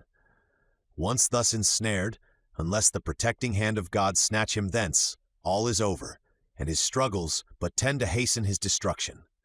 This state of mental anguish is, however, less terrible than the sufferings that precede or the punishment that possibly will follow. There is a sort of consolation at the contemplation of the yawning abyss, at the bottom of which lie darkness and obscurity. Edmund found some solace in these ideas. All his sorrows, all his sufferings, with their train of gloomy specters, fled from his cell when the angel of death seemed about to enter. Dantes reviewed his past life with composure and, looking forward with terror to his future existence, chose that middle line that seemed to afford him a refuge. "Sometimes," said he, "in my voyages, when I was a man and commanded other men, I have seen the heavens overcast, the sea rage and foam, the storm arise, and like a monstrous bird, beating the two horizons with its wings. Then I felt that my vessel was a vain refuge that trembled and shook before the tempest. Soon the fury of the waves and the sight of the sharp rocks announced the approach of death, and death then terrified me, and I used all my skill and intelligence as a man and a sailor to struggle against the wrath of God. But I did so because I was happy, because I had not courted death, because to be cast upon a bed of rocks and seaweed seemed terrible, because I was unwilling that I, a creature made for the service of God, should serve for food to the gulls and ravens. But now it is different. I have lost all that bound me to life. Death smiles and invites me to repose. I die after my own manner. I die exhausted and broken-spirited, as I fall asleep when I have paced 3,000 times round my cell. That is 30,000 steps, or about 10 leagues. No sooner had this idea taken possession of him than he became more composed, arranged his couch to the best of his power, ate little and slept less, and found existence almost supportable, because he felt that he could throw it off at pleasure like a worn-out garment. Two methods of self-destruction were at his disposal. He could hang himself with his handkerchief to the window bars, or refuse food and die of starvation, but the first was repugnant to him. Dantes had always entertained the greatest horror of pirates, who are hung up to the yardarm. He would not die by what seemed an infamous death. He resolved to adopt the second, and began that day to carry out his resolve. Nearly 4 years had passed away. At the end of the second, he had ceased to mark the lapse of time. Dantes said, "I wish to die," and had chosen the manner of his death, and fearful of changing his mind, he had taken an oath to die. "When my morning and evening meals are brought," thought he, "I will cast them out of the window, and they will think that I have eaten them." He kept his word. Twice a day he cast out, through the barred aperture, the provisions his jailer brought him, at first gaily, then with deliberation, and at last with regret. Nothing but the recollection of his oath gave him strength to proceed. Hunger made viands once repugnant, now acceptable. He held the plate in his hand for an hour at a time, and gazed thoughtfully at the morsel of bad meat, of tainted fish, of black and moldy bread. It was the last yearning for life contending with the resolution of despair. Then his dungeon seemed less somber, his prospects less desperate. He was still young. He was only 4 or 25. He had nearly 50 years to live. What unforeseen events might not open his prison door and restore him to liberty? Then he raised to his lips the repast that, like a voluntary Tantalus, he refused himself, but he thought of his oath, and he would not break it. He persisted until at last he had not sufficient strength to rise and cast his supper out of the loophole. The next morning he could not see or hear. The jailer feared he was dangerously ill. Edmund hoped he was dying. Thus the day passed away. Edmund felt a sort of stupor creeping over him which brought with it a feeling almost of content. The gnawing pain at his stomach had ceased, his thirst had abated. When he closed his eyes, he saw myriads of lights dancing before them like the will-o'-the-wisps that play about the marshes. It was the twilight of that mysterious country called death. Suddenly, about 9 o'clock in the evening, Edmund heard a hollow sound in the wall against which he was lying. So many loathsome animals inhabited the prison that their noise did not, in general, awake him. But whether abstinence had quickened his faculties, or whether the noise was really louder than usual, Edmund raised his head and listened. It was a continual scratching, as if made by a huge claw, a powerful tooth, or some iron instrument attacking the stones. Although weakened, the young man's brain instantly responded to the idea that haunts all prisoners: liberty. It seemed to him that heaven had at length taken pity on him, and had sent this noise to warn him on the very brink of the abyss.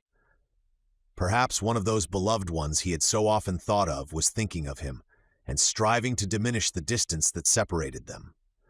No, no, doubtless he was deceived, and it was but one of those dreams that forerun death. Edmund still heard the sound. It lasted nearly 3 hours. He then heard a noise of something falling, and all was silent. Some hours afterwards it began again, nearer and more distinct. Edmund was intensely interested. Suddenly the jailer entered.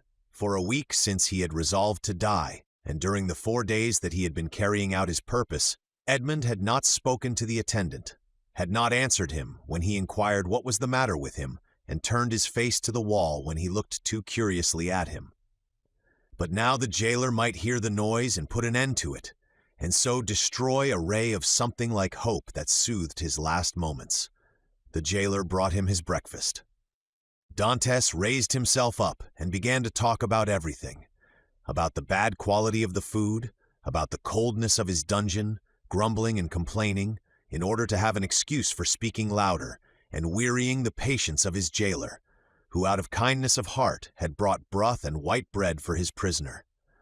Fortunately, he fancied that Dantes was delirious, and placing the food on the rickety table, he withdrew. Edmund listened, and the sound became more and more distinct. "There can be no doubt about it," thought he. "It is some prisoner who is striving to obtain his freedom. Oh, if I were only there to help him!" Suddenly another idea took possession of his mind, so used to misfortune, that it was scarcely capable of hope. The idea that the noise was made by workmen the governor had ordered to repair the neighboring dungeon. It was easy to ascertain this, but how could he risk the question? It was easy to call his jailer's attention to the noise, and watch his countenance as he listened. But might he not by this means destroy hopes far more important than the short-lived satisfaction of his own curiosity?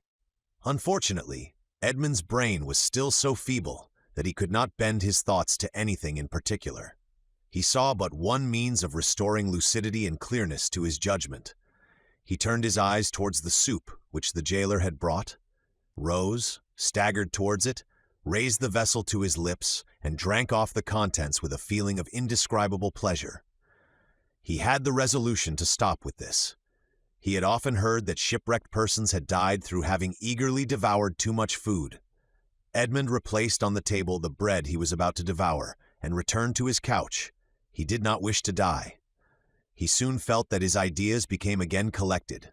He could think, and strengthen his thoughts by reasoning. Then he said to himself, "I must put this to the test, but without compromising anybody. If it is a workman, I need but knock against the wall, and he will cease to work, in order to find out who is knocking and why he does so. But as his occupation is sanctioned by the governor, he will soon resume it. If, on the contrary, it is a prisoner, the noise I make will alarm him. He will cease, and not begin again until he thinks everyone is asleep." Edmund rose again, but this time his legs did not tremble, and his sight was clear. He went to a corner of his dungeon, detached a stone, and with it knocked against the wall where the sound came. He struck thrice. At the first blow, the sound ceased as if by magic.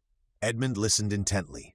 An hour passed, 2 hours passed, and no sound was heard from the wall. All was silent there. Full of hope, Edmund swallowed a few mouthfuls of bread and water, and thanks to the vigor of his constitution found himself well-nigh recovered. The day passed away in utter silence. Night came without recurrence of the noise. "It is a prisoner," said Edmund joyfully. His brain was on fire, and life and energy returned. The night passed in perfect silence.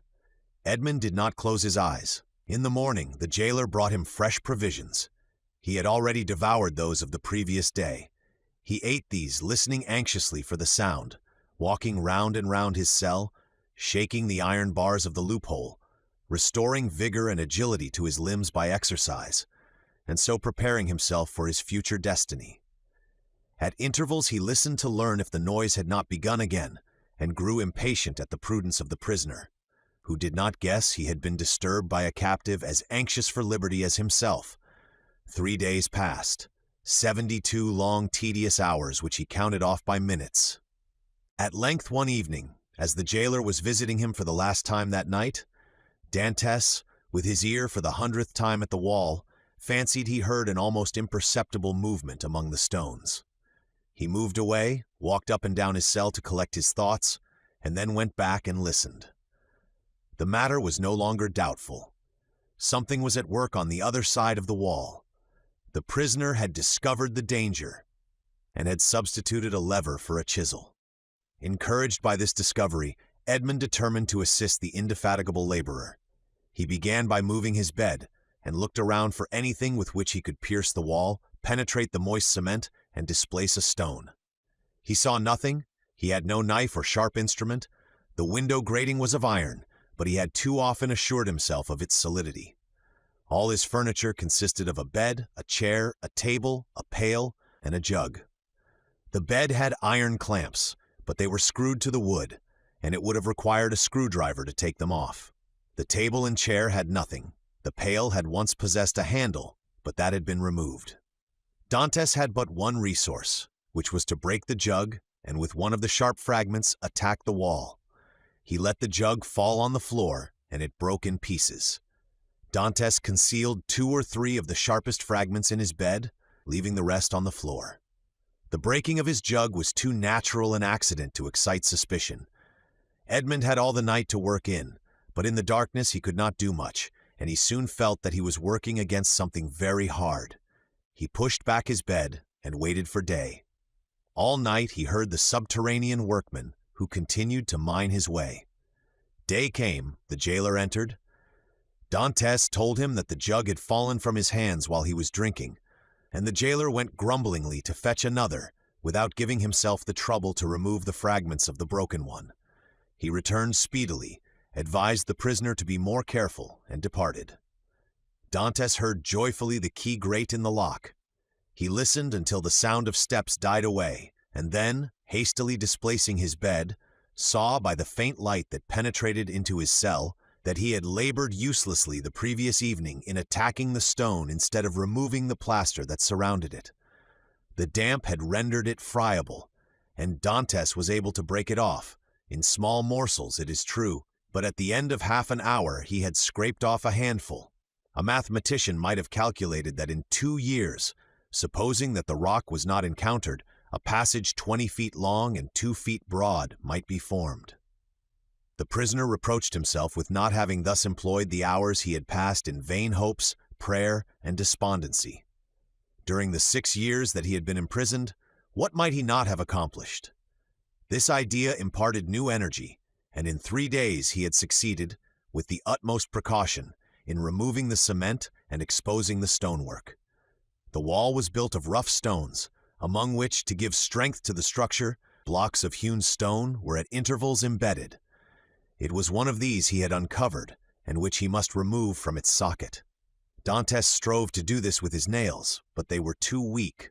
The fragments of the jug broke, and after an hour of useless toil, Dantes paused with anguish on his brow. Was he to be thus stopped at the beginning, and was he to wait inactive until his fellow workman had completed his task? Suddenly an idea occurred to him. He smiled, and the perspiration dried on his forehead. The jailer always brought Dantes soup in an iron saucepan. This saucepan contained soup for both prisoners, for Dantes had noticed that it was either quite full or half empty, according as the turnkey gave it to him or to his companion first. The handle of this saucepan was of iron. Dantes would have given 10 years of his life in exchange for it. The jailer was accustomed to pour the contents of the saucepan into Dantes' plate, and Dantes, after eating his soup with a wooden spoon, washed the plate, which thus served for every day. Now when evening came, Dantes put his plate on the ground near the door. The jailer, as he entered, stepped on it and broke it. This time he could not blame Dantes. He was wrong to leave it there, but the jailer was wrong not to have looked before him. The jailer, therefore, only grumbled. Then he looked about for something to pour the soup into. Dantes' entire dinner service consisted of 1 plate. There was no alternative. "Leave the saucepan," said Dantes. "You can take it away when you bring me my breakfast." This advice was to the jailer's taste, as it spared him the necessity of making another trip. He left the saucepan. Dantes was beside himself with joy. He rapidly devoured his food, and after waiting an hour, lest the jailer should change his mind and return, he removed his bed, took the handle of the saucepan, inserted the point between the hewn stone and rough stones of the wall, and employed it as a lever. A slight oscillation showed Dantes that all went well. At the end of an hour, the stone was extricated from the wall, leaving a cavity 1.5 feet in diameter. Dantes carefully collected the plaster, carried it into the corner of his cell, and covered it with earth. Then, wishing to make the best use of his time while he had the means of labor, he continued to work without ceasing. At the dawn of day, he replaced the stone, pushed his bed against the wall, and lay down. The breakfast consisted of a piece of bread. The jailer entered and placed the bread on the table. "Well, don't you intend to bring me another plate?" said Dantes. "No," replied the turnkey. "You destroy everything. First you break your jug, then you make me break your plate. If all the prisoners followed your example, the government would be ruined. I shall leave you the saucepan and pour your soup into that. So for the future I hope you will not be so destructive." Dantes raised his eyes to heaven and clasped his hands beneath the coverlet. He felt more gratitude for the possession of this piece of iron than he had ever felt for anything. He had noticed, however, that the prisoner on the other side had ceased to labor. No matter, this was a greater reason for proceeding. If his neighbor would not come to him, he would go to his neighbor. All day he toiled on untiringly, and by the evening he had succeeded in extracting 10 handfuls of plaster and fragments of stone. When the hour for his jailer's visit arrived, Dantes straightened the handle of the saucepan as well as he could and placed it in its accustomed place. The turnkey poured his ration of soup into it, together with the fish. For thrice a week the prisoners were deprived of meat. This would have been a method of reckoning time, had not Dantes long ceased to do so. Having poured out the soup, the turnkey retired. Dantes wished to ascertain whether his neighbor had really ceased to work. He listened. All was silent as it had been for the last 3 days. Dantes sighed. It was evident that his neighbor distrusted him. However, he toiled on all the night without being discouraged, but after 2 or 3 hours he encountered an obstacle. The iron made no impression, but met with a smooth surface. Dantes touched it and found that it was a beam. This beam crossed, or rather blocked up, the hole Dantes had made. It was necessary, therefore, to dig above or under it. The unhappy young man had not thought of this. "Oh, my God, murmured he. "I have so earnestly prayed to you that I hoped my prayers had been heard. After having deprived me of my liberty, after having deprived me of death, after having recalled me to existence, my God, have pity on me and do not let me die in despair." "Who talks of God and despair at the same time?" said a voice that seemed to come from beneath the earth, and deadened by the distance, sounded hollow and sepulchral in the young man's ears. Edmund's hair stood on end, and he rose to his knees. "Ah," said he, "I hear a human voice." Edmund had not heard anyone speak save his jailer for 4 or 5 years, and a jailer is no man to a prisoner. He is a living door, a barrier of flesh and blood adding strength to restraints of oak and iron. "In the name of heaven," cried Dantes, "speak again, though the sound of your voice terrifies me. Who are you?" "Who are you?" said the voice. "An unhappy prisoner," replied Dantes, who made no hesitation in answering. "Of what country?" "A Frenchman. Your name?" "Edmond Dantes." "Your profession?" "A sailor." "How long have you been here?" "Since the 28th of February, 1815. "Your crime?" "I am innocent." "But of what are you accused?" "Of having conspired to aid the Emperor's return." "What? For the Emperor's return? The Emperor is no longer on the throne, then?" "He abdicated at Fontainebleau in 1814 and was sent to the island of Elba." "But how long have you been here that you are ignorant of all this?" "Since 1811, Dantes shuddered. This man had been 4 years longer than himself in prison. "Do not dig any more," said the voice. "Only tell me, how high up is your excavation?" "On a level with the floor." "How is it concealed?" "Behind my bed." "Has your bed been moved since you have been a prisoner?" "No." "What does your chamber open on?" "A corridor." "And the corridor?" "On a court." "Alas!" murmured the voice. "Oh, what is the matter?" cried Dantes. "I have made a mistake owing to an error in my plans. I took the wrong angle and have come out 15 feet from where I intended. I took the wall you are mining for the outer wall of the fortress." "But then you would be close to the sea?" "That is what I hoped." "And supposing you had succeeded?" "I should have thrown myself into the sea, gained one of the islands near here, the Isle de Dôme or the Isle de Tibulan, and then I should have been safe." Could you have swum so far? Heaven would have given me strength, but now all is lost. All? Yes, stop up your excavation carefully. Do not work anymore and wait until you hear from me. Tell me at least who you are. I am number 27. You mistrust me then, said Dantes. Edmund fancied he heard a bitter laugh resounding from the depths. Oh, I am a Christian, cried Dantes, guessing instinctively that this man meant to abandon him. I swear to you by him who died for us that naught shall induce me to breathe one syllable to my jailers. But I conjure you, do not abandon me. If you do, I swear to you, for I have got to the end of my strength, that I will dash my brains out against the wall, and you will have my death to reproach yourself with. How old are you? Your voice is that of a young man. I do not know my age, for I have not counted the years I have been here. All I do know is that I was just 19 when I was arrested, the 28th of February, 1815. Not quite 26, murmured the voice. At that age he cannot be a traitor. Oh, no, no, cried Dantes. I swear to you again, rather than betray you, I would allow myself to be hacked in pieces. You have done well to speak to me and ask for my assistance, for I was about to form another plan and leave you. But your age reassures me. I will not forget you. Wait, how long? I must calculate our chances. I will give you the signal. But you will not leave me. You will come to me, or you will let me come to you. We will escape, and if we cannot escape, we will talk. You of those whom you love, and I of those whom I love. You must love somebody? No, I am alone in the world. Then you will love me. If you are young, I will be your comrade. If you are old, I will be your son. I have a father who is 70 if he yet lives. I only love him and a young girl called Mercedes. My father has not yet forgotten me, I am sure, but God alone knows if she loves me still. I shall love you as I loved my father. It is well, returned the voice. Tomorrow.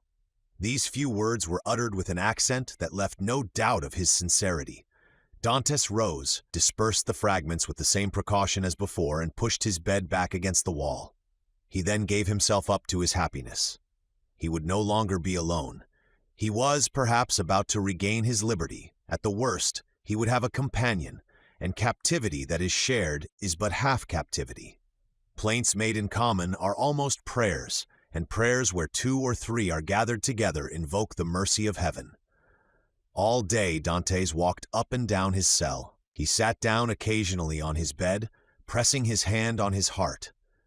At the slightest noise he bounded towards the door. Once or twice the thought crossed his mind that he might be separated from this unknown whom he loved already, and then his mind was made up. When the jailer moved his bed and stooped to examine the opening, he would kill him with his water jug. He would be condemned to die, but he was about to die of grief and despair when this miraculous noise recalled him to life. The jailer came in the evening. Dantes was on his bed. It seemed to him that thus he better guarded the unfinished opening.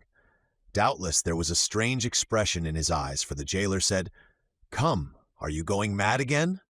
Dantes did not answer. He feared that the emotion of his voice would betray him. The jailer went away shaking his head. Night came. Dantes hoped that his neighbor would profit by the silence to address him, but he was mistaken. The next morning, however, just as he removed his bed from the wall, he heard 3 knocks. He threw himself on his knees. "Is it you?" said he. "I am here." "Is your jailer gone?" "Yes," said Dantes. "He will not return until the evening, so that we have 12 hours before us." "I can work then?" said the voice. "Oh, yes, yes, this instant, I entreat you." In a moment that part of the floor on which Dantes was resting his 2 hands, as he knelt with his head in the opening, suddenly gave way. He drew back smartly, while a mass of stones and earth disappeared in a hole that opened beneath the aperture he himself had formed. Then, from the bottom of this passage, the depth of which it was impossible to measure, he saw appear, first the head, then the shoulders, and lastly the body of a man, who sprang lightly into his cell. Chapter 16. A learned Italian seizing in his arms the friend so long and ardently desired, Dantes almost carried him towards the window, in order to obtain a better view of his features by the aid of the imperfect light that struggled through the grating. He was a man of small stature, with hair blanched rather by suffering and sorrow than by age. He had a deep-set, penetrating eye, almost buried beneath the thick gray eyebrow, and a long and still black beard reaching down to his breast. His thin face, deeply furrowed by care, and the bold outline of his strongly marked features betokened a man more accustomed to exercise his mental faculties than his physical strength. Large drops of perspiration were now standing on his brow, while the garments that hung about him were so ragged that one could only guess at the pattern upon which they had originally been fashioned. The stranger might have numbered 60 or 65 years, but a certain briskness and appearance of vigor in his movements made it probable that he was aged more from captivity than the course of time. He received the enthusiastic greeting of his young acquaintance with evident pleasure, as though his chilled affections were rekindled and invigorated by his contact with one so warm and ardent.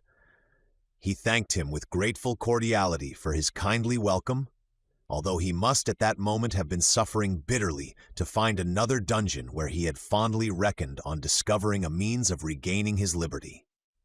"Let us first see," said he, "whether it is possible to remove the traces of my entrance here. Our future tranquility depends upon our jailers being entirely ignorant of it."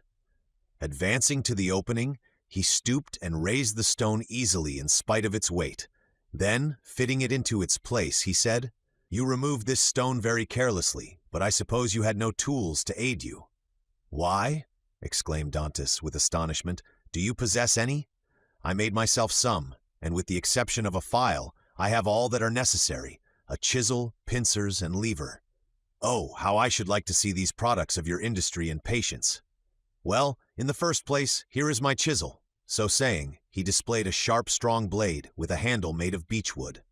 "And with what did you contrive to make that?" inquired Dantes. "With one of the clamps of my bedstead, and this very tool has sufficed me to hollow out the road by which I came hither, a distance of about 50 feet. 50 feet, responded Dantes, almost terrified. "Do not speak so loud, young man. Don't speak so loud. It frequently occurs in a state prison like this that persons are stationed outside the doors of the cells purposely to overhear the conversation of the prisoners. But they believe I am shut up alone here. That makes no difference. And you say that you dug your way a distance of 50 feet to get here?" "I do. That is about the distance that separates your chamber from mine. Only, unfortunately, I did not curve aright. For want of the necessary geometrical instruments to calculate my scale of proportion, instead of taking an ellipsis of 40 feet, I made it 50. I expected, as I told you, to reach the outer wall, pierce through it, and throw myself into the sea. I have, however, kept along the corridor on which your chamber opens, instead of going beneath it. My labor is all in vain, for I find that the corridor looks into a courtyard filled with soldiers." "That's true," said Dantes, "but the corridor you speak of only bounds one side of my cell. There are 3 others. Do you know anything of their situation? This one is built against the solid rock, and it would take 10 experienced miners duly furnished with the requisite tools, as many years to perforate it. This adjoins the lower part of the governor's apartments, and were we to work our way through, we should only get into some lock-up cellars, where we must necessarily be recaptured. The 4th and last side of your cell faces on. Faces on. Stop a minute, now, where does it face?" The wall of which he spoke was the one in which was fixed the loophole by which light was admitted to the chamber. This loophole, which gradually diminished in size as it approached the outside, to an opening through which a child could not have passed, was, for better security, furnished with 3 iron bars, so as to quiet all apprehensions, even in the mind of the most suspicious jailer, as to the possibility of a prisoner's escape. As the stranger asked the question, he dragged the table beneath the window. "Climb up," said he to Dantes. The young man obeyed, mounted on the table, and, divining the wishes of his companion, placed his back securely against the wall and held out both hands. The stranger, whom as yet Dantes knew only by the number of his cell, sprang up with an agility by no means to be expected in a person of his years, and light and steady on his feet as a cat or a lizard, climbed from the table to the outstretched hands of Dante, and from them to his shoulders. Then, bending double, for the ceiling of the dungeon prevented him from holding himself erect, he managed to slip his head between the upper bars of the window, so as to be able to command a perfect view from top to bottom. An instant afterwards, he hastily drew back his head, saying, "I thought so." And sliding from the shoulders of Dantes as dexterously as he had ascended, he nimbly leaped from the table to the ground. "What was it that you thought?" asked the young man anxiously. In his turn, descending from the table, the elder prisoner pondered the matter. "Yes," said he at length, "it is so. This side of your chamber looks out upon a kind of open gallery, where patrols are continually passing, and sentries keep watch day and night." "Are you quite sure of that?" "Certain. I saw the soldier's shape and the top of his musket. That made me draw in my head so quickly, for I was fearful he might also see me." "Well?" inquired Dantes. "You perceive, then, the utter impossibility of escaping through your dungeon?" "Then," pursued the young man eagerly. "Then," answered the elder prisoner, "the will of God be done." And as the old man slowly pronounced those words, an air of profound resignation spread itself over his careworn countenance. Dantes gazed on the man who could thus philosophically resign hopes so long and ardently nourished with an astonishment mingled with admiration. "Tell me, I entreat of you, who and what you are," said he at length. "Never have I met with so remarkable a person as yourself." "Willingly," answered the stranger, "if indeed you feel any curiosity respecting one, now, alas, powerless to aid you in any way." "Say not so. You can console and support me by the strength of your own powerful mind. Pray let me know who you really are." The stranger smiled a melancholy smile. "Then listen," said he. "I am the Abbé Faria, and have been imprisoned, as you know, in this Château d'If since the year 1811, previously to which I had been confined for 3 years in the fortress of Fenestrelle. In the year 1811 I was transferred to Piedmont in France. It was at this period I learned that the destiny, which seemed subservient to every wish formed by Napoleon, had bestowed on him a son, named King of Rome, even in his cradle.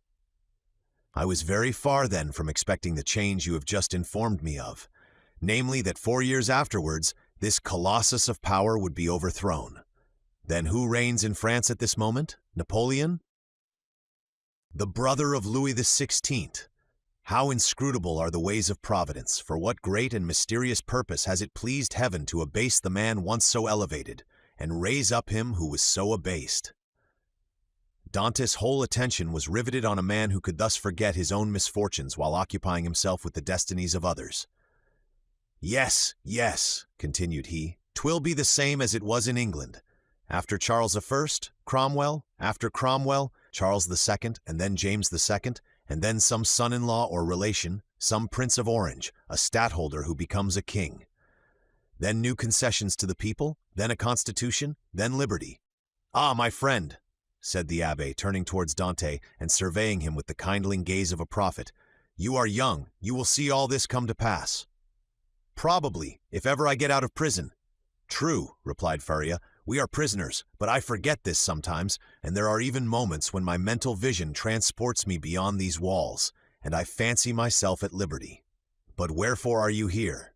"Because in 1807 I dreamed of the very plan Napoleon tried to realize in 1811.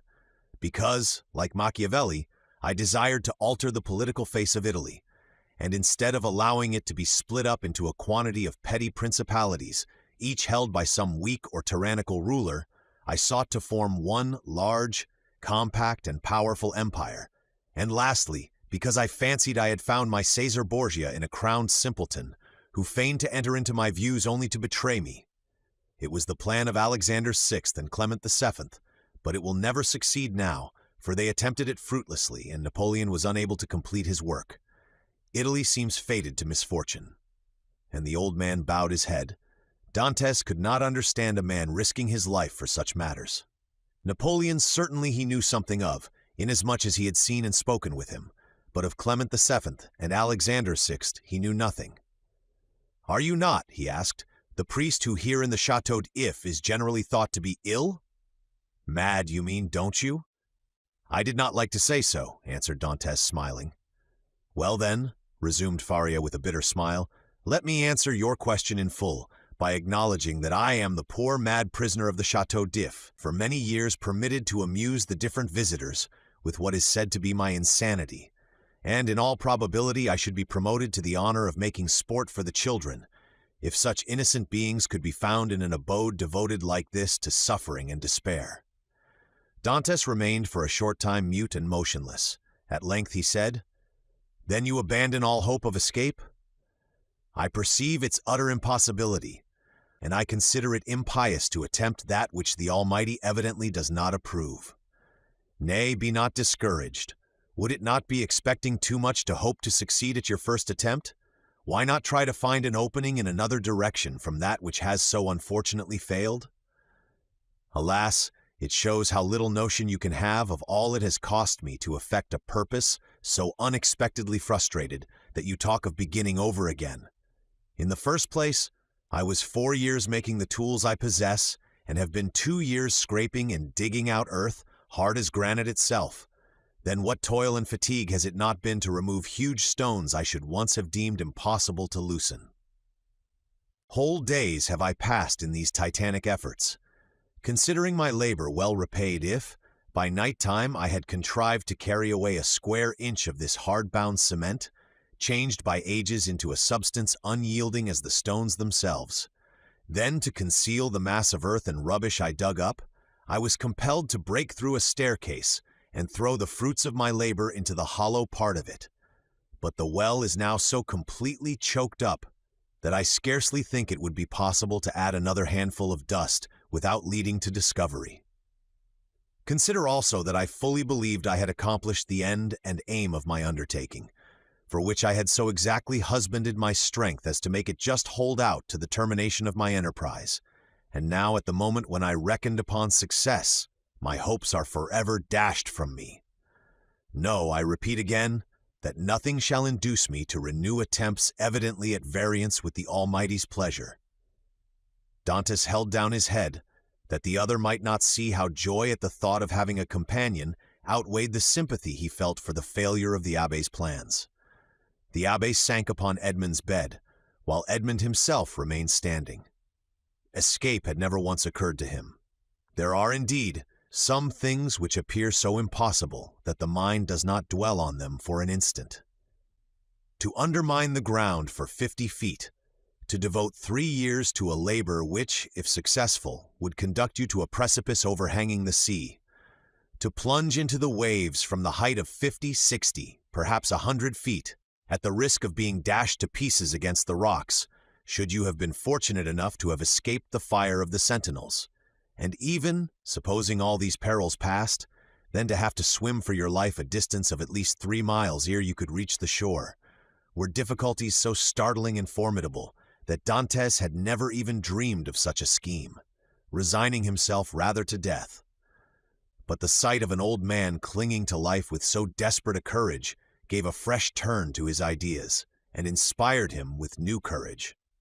Another, older and less strong than he, had attempted what he had not had sufficient resolution to undertake, and had failed only because of an error in calculation. This same person, with almost incredible patience and perseverance, had contrived to provide himself with tools requisite for so unparalleled an attempt. Another had done all this. Why, then, was it impossible to Dantes? Faria had dug his way through 50 feet. Dantes would dig 100. Faria, at the age of 50, had devoted 3 years to the task. He, who was but half as old, would sacrifice 6. Faria, a priest and savant, had not shrunk from the idea of risking his life by trying to swim a distance of 3 miles to one of the islands. Dom, Radeneau, or Lemaire, should a hardy sailor, an experienced diver like himself, shrink from a similar task? Should he, who had so often for mere amusement's sake plunged to the bottom of the sea to fetch up the bright coral branch, hesitate to entertain the same project? He could do it in an hour, and how many times had he, for pure pastime, continued in the water for more than twice as long? At once Dantes resolved to follow the brave example of his energetic companion, and to remember that what has once been done may be done again. After continuing some time in profound meditation, the young man suddenly exclaimed, "I have found what you were in search of." Faria started. "Have you, indeed?" cried he, raising his head with quick anxiety. "Pray, let me know what it is you have discovered. The corridor through which you have bored your way from the cell you occupy here extends in the same direction as the outer gallery, does it not? It does. And is not above 15 feet from it? About that. Well then, I will tell you what we must do. We must pierce through the corridor by forming a side opening about the middle, as it were the top part of a cross. This time you will lay your plans more accurately. We shall get out into the gallery you have described, kill the sentinel who guards it, and make our escape. All we require to ensure success is courage, and that you possess and strength which I am not deficient in. As for patience, you have abundantly proved yours. You shall now see me prove mine. One instant, my dear friend, replied the Abbé. It is clear you do not understand the nature of the courage with which I am endowed, and what use I intend making of my strength. As for patience, I consider that I have abundantly exercised that in beginning every morning the task of the night before, and every night renewing the task of the day. But then, young man, and I pray of you to give me your full attention, then I thought I could not be doing anything displeasing to the Almighty in trying to set an innocent being at liberty, one who had committed no offense and merited not condemnation. And have your notions changed? Asked Dantès with much surprise. Do you think yourself more guilty in making the attempt since you have encountered me? No, neither do I wish to incur guilt. Hitherto I have fancied myself merely waging war against circumstances, not men. I have thought it no sin to bore through a wall or destroy a staircase, but I cannot so easily persuade myself to pierce a heart or take away a life. A slight movement of surprise escaped Dantès. Is it possible, said he, that where your liberty is at stake you can allow any such scruple to deter you from obtaining it? Tell me, replied Faria, what has hindered you from knocking down your jailer with a piece of wood torn from your bedstead, dressing yourself in his clothes and endeavoring to escape? Simply the fact that the idea never occurred to me, answered Dantès. Because, said the old man, the natural repugnance to the commission of such a crime prevented you from thinking of it, and so it ever is because in simple and allowable things our natural instincts keep us from deviating from the strict line of duty. The tiger, whose nature teaches him to delight in shedding blood, needs but the sense of smell to show him when his prey is within his reach, and by following this instinct he is enabled to measure the leap necessary to permit him to spring on his victim. But man, on the contrary, loathes the idea of blood. It is not alone that the laws of social life inspire him with a shrinking dread of taking life, his natural construction and physiological formation. Dantès was confused and silent at this explanation of the thoughts which had unconsciously been working in his mind, or rather soul, for there are two distinct sorts of ideas, those that proceed from the head and those that emanate from the heart. Since my imprisonment, said Faria, I have thought over all the most celebrated cases of escape on record. They have rarely been successful. Those that have been crowned with full success have been long meditated upon and carefully arranged, such for instance as the escape of the Duc de Beaufort from the Château de Vincennes, that of the Abbé Dubuquois from Fort-l'Évêque, of Latude from the Bastille. Then there are those for which chance sometimes affords opportunity, and those are the best of all. Let us therefore wait patiently for some favorable moment, and when it presents itself, profit by it. Ah, said Dantès, you might well endure the tedious delay. You were constantly employed in the task you set yourself, and when weary with toil, you had your hopes to refresh and encourage you. I assure you, replied the old man, I did not turn to that source for recreation or support.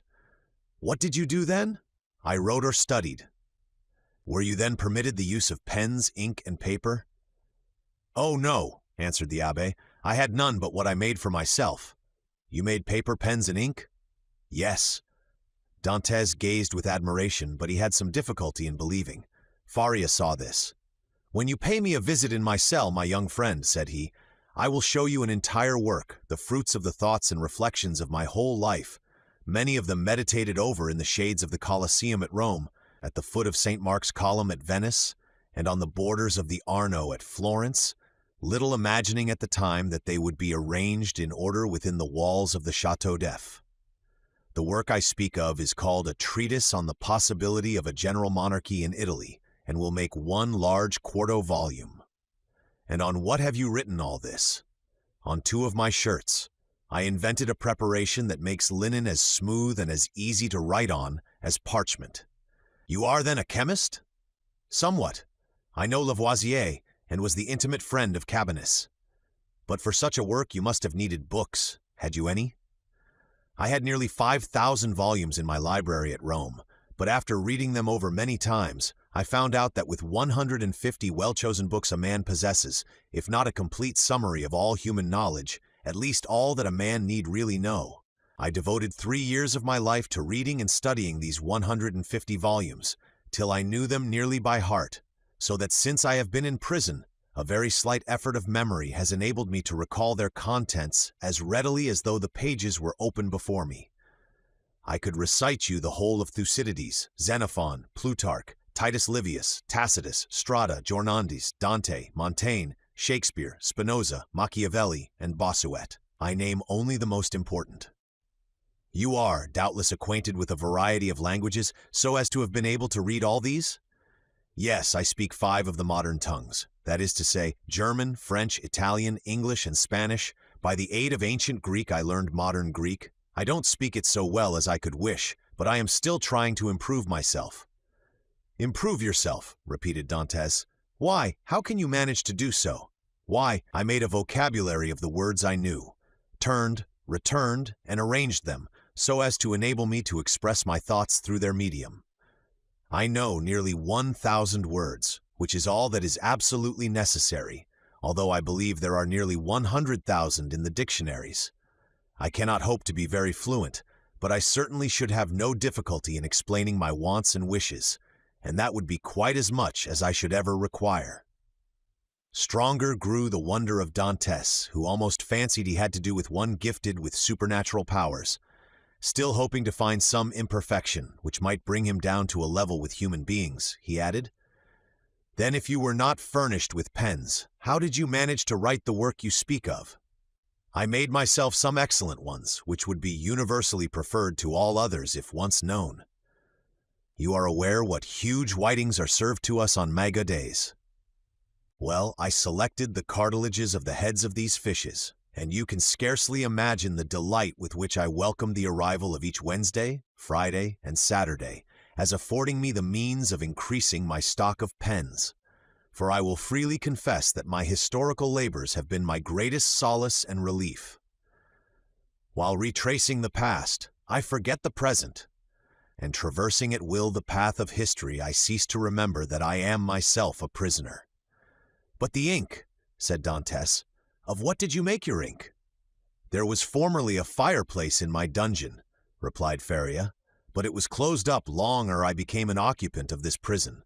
Still, it must have been many years in use, for it was thickly covered with a coating of soot. This soot I dissolved in a portion of the wine brought to me every Sunday, and I assure you a better ink cannot be desired. For very important notes for which closer attention is required, I pricked one of my fingers and wrote with my own blood." "And when?" asked Dantes. "May I see all this?" "Whenever you please," replied the Abbé. "Oh, then let it be directly," exclaimed the young man. "Follow me, then," said the Abbé as he re-entered the subterranean passage, in which he soon disappeared, followed by Dantes. Chapter 17. The Abbé's Chamber. After having passed with tolerable ease through the subterranean passage, which, however, did not admit of their holding themselves erect, the 2 friends reached the further end of the corridor, into which the Abbé's cell opened. From that point the passage became much narrower, and barely permitted one to creep through on hands and knees. The floor of the Abbé's cell was paved, and it had been by raising one of the stones in the most obscure corner that Faria had been able to commence the laborious task of which Dantes had witnessed the completion. As he entered the chamber of his friend, Dantes cast around one eager and searching glance in quest of the expected marvels, but nothing more than common met his view. "It is well," said the Abbé. "We have some hours before us. It is now just 12:15 o'clock. Instinctively Dantes turned round to observe by what watch or clock the Abbé had been able so accurately to specify the hour. "Look at this ray of light which enters by my window," said the Abbé, "and then observe the lines traced on the wall." "Well, By means of these lines, which are in accordance with the double motion of the earth and the ellipse it describes round the sun, I am enabled to ascertain the precise hour with more minuteness than if I possessed a watch, for that might be broken or deranged in its movements, while the sun and earth never vary in their appointed paths. This last explanation was wholly lost upon Dantes, who had always imagined, from seeing the sun rise from behind the mountains and set in the Mediterranean, that it moved and not the earth. A double movement of the globe he inhabited, and of which he could feel nothing, appeared to him perfectly impossible. Each word that fell from his companion's lips seemed fraught with the mysteries of science, as worthy of digging out as the gold and diamonds in the mines of Guzerat and Golconda, which he could just recollect having visited during a voyage made in his earliest youth. "Come," said he to the Abbé, "I am anxious to see your treasures." The Abbé smiled, and proceeding to the disused fireplace, raised by the help of his chisel a long stone, which had doubtless been the hearth, beneath which was a cavity of considerable depth, serving as a safe depository of the articles mentioned to Dantes. "What do you wish to see first?" asked the Abbé. "Oh, your great work on the monarchy of Italy." Faria then drew forth from his hiding-place 3 or 4 rolls of linen, laid one over the other, like folds of papyrus. These rolls consisted of slips of cloth about 4 inches wide and 18 long.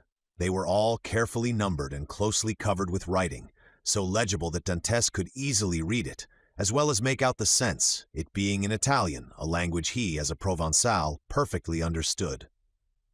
"There," said he, "there is the work complete. I wrote the word fini at the end of the 68th strip about a week ago. I have torn up 2 of my shirts and as many handkerchiefs as I was master of to complete the precious pages. Should I ever get out of prison and find in all Italy a printer courageous enough to publish what I have composed, my literary reputation is forever secured." "I see," answered Dantes. "Now let me behold the curious pens with which you have written your work."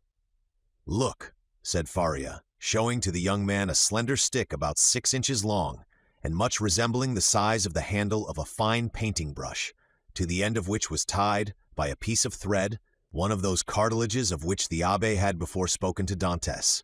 It was pointed, and divided at the nib like an ordinary pen. Dantes examined it with intense admiration, then looked around to see the instrument with which it had been shaped so correctly into form. "Ah, yes," said Faria, "the penknife. That's my masterpiece. I made it, as well as this larger knife, out of an old iron candlestick. The penknife was sharp and keen as a razor.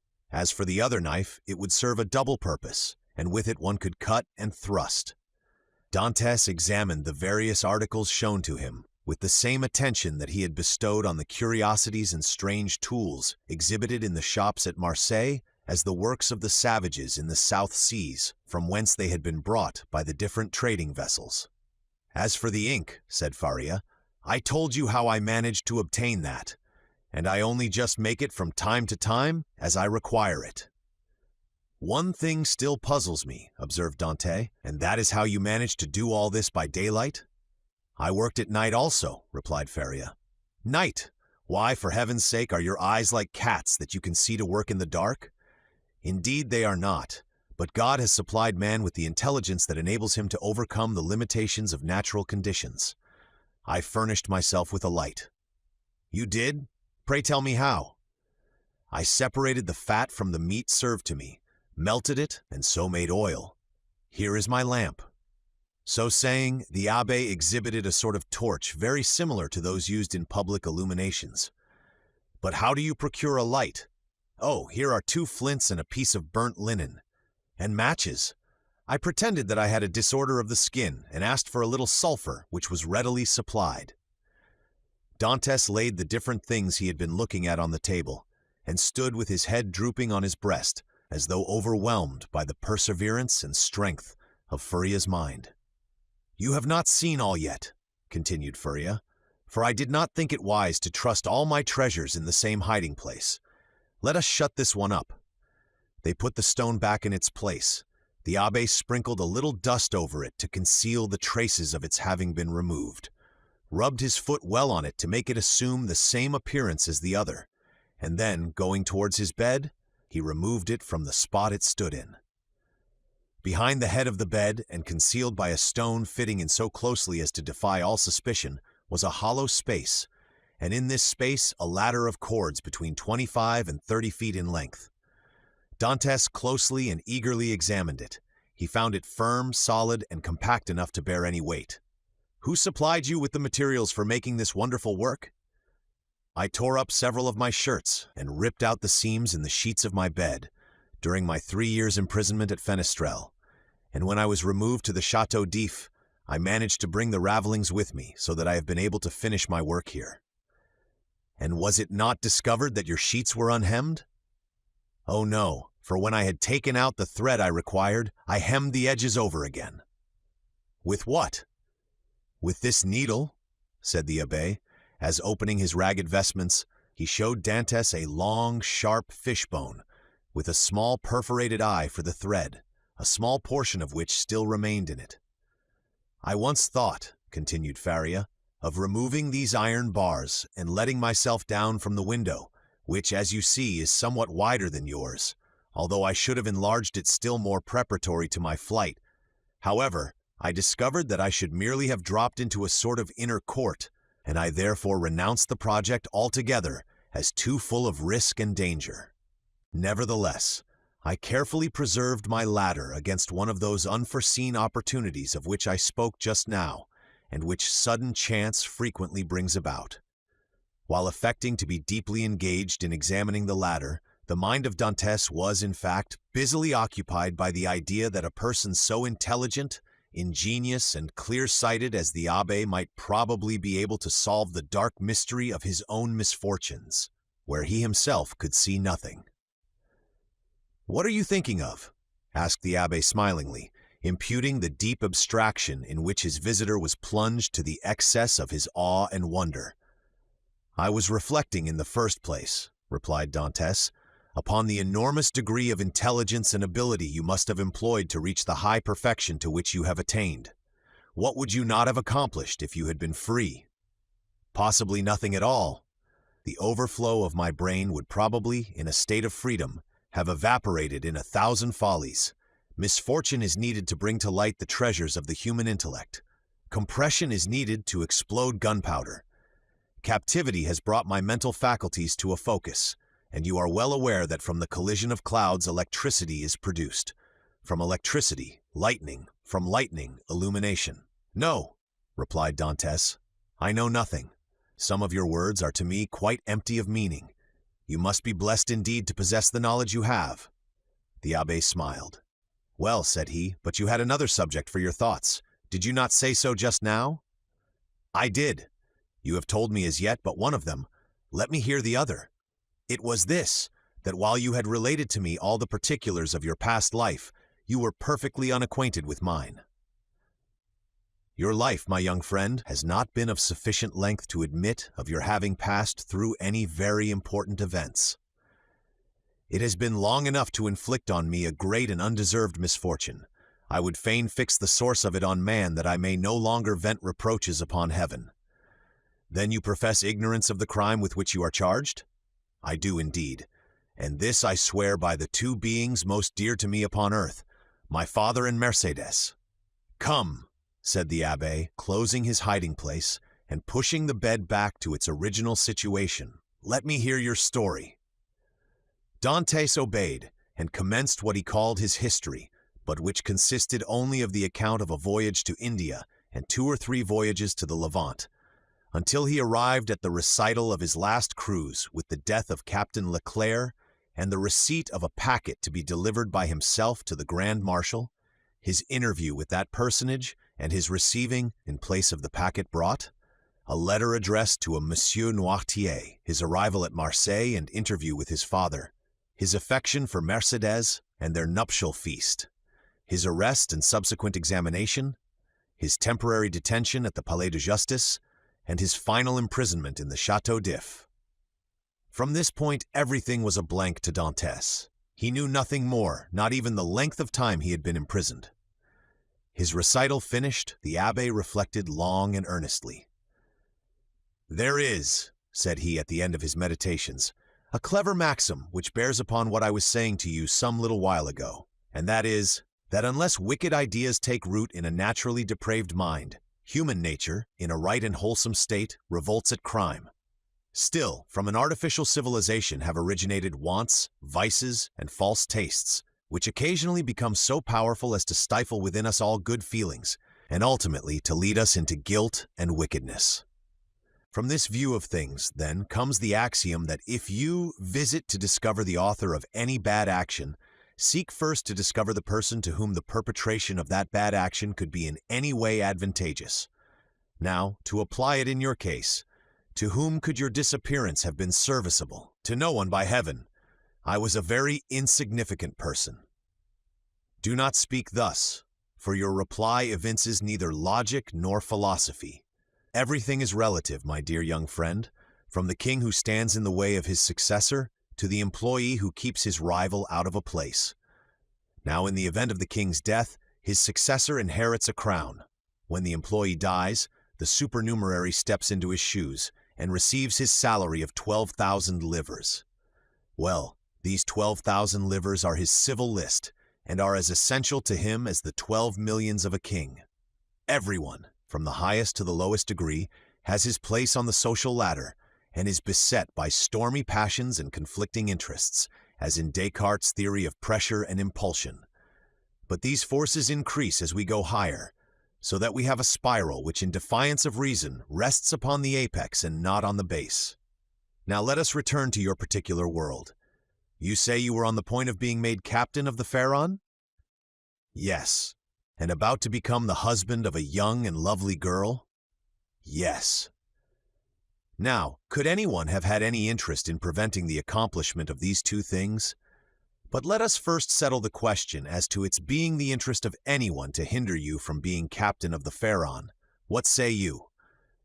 I cannot believe such was the case. I was generally liked on board, and had the sailors possessed the right of selecting a captain themselves, I feel convinced their choice would have fallen on me. There was only one person among the crew who had any feeling of ill will towards me. I had quarreled with him some time previously, and had even challenged him to fight me, but he refused. Now we are getting on. And what was this man's name? Danglars. What rank did he hold on board? He was supercargo. And had you been captain, should you have retained him in his employment? Not if the choice had remained with me, for I had frequently observed inaccuracies in his accounts.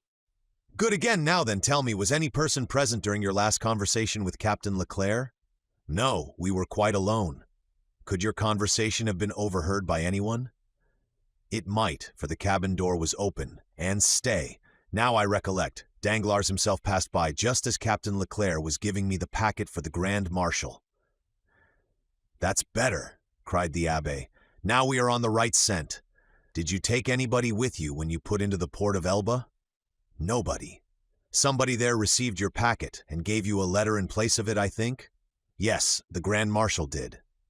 And what did you do with that letter? Put it into my portfolio. You had your portfolio with you then? Now, how could a sailor find room in his pocket for a portfolio large enough to contain an official letter? You are right. It was left on board. Then it was not till your return to the ship that you put the letter in the portfolio. No. And what did you do with this same letter while returning from Porto Ferrajo to the vessel? I carried it in my hand. So that when you went on board the Pharaon, everybody could see that you held a letter in your hand? Yes, Danglars as well as the rest? Danglars as well as others. Now, listen to me, and try to recall every circumstance attending your arrest. Do you recollect the words in which the information against you was formulated? Oh yes, I read it over 3 times, and the words sank deeply into my memory. Repeat it to me. Dantes paused a moment, then said, This is it, word for word.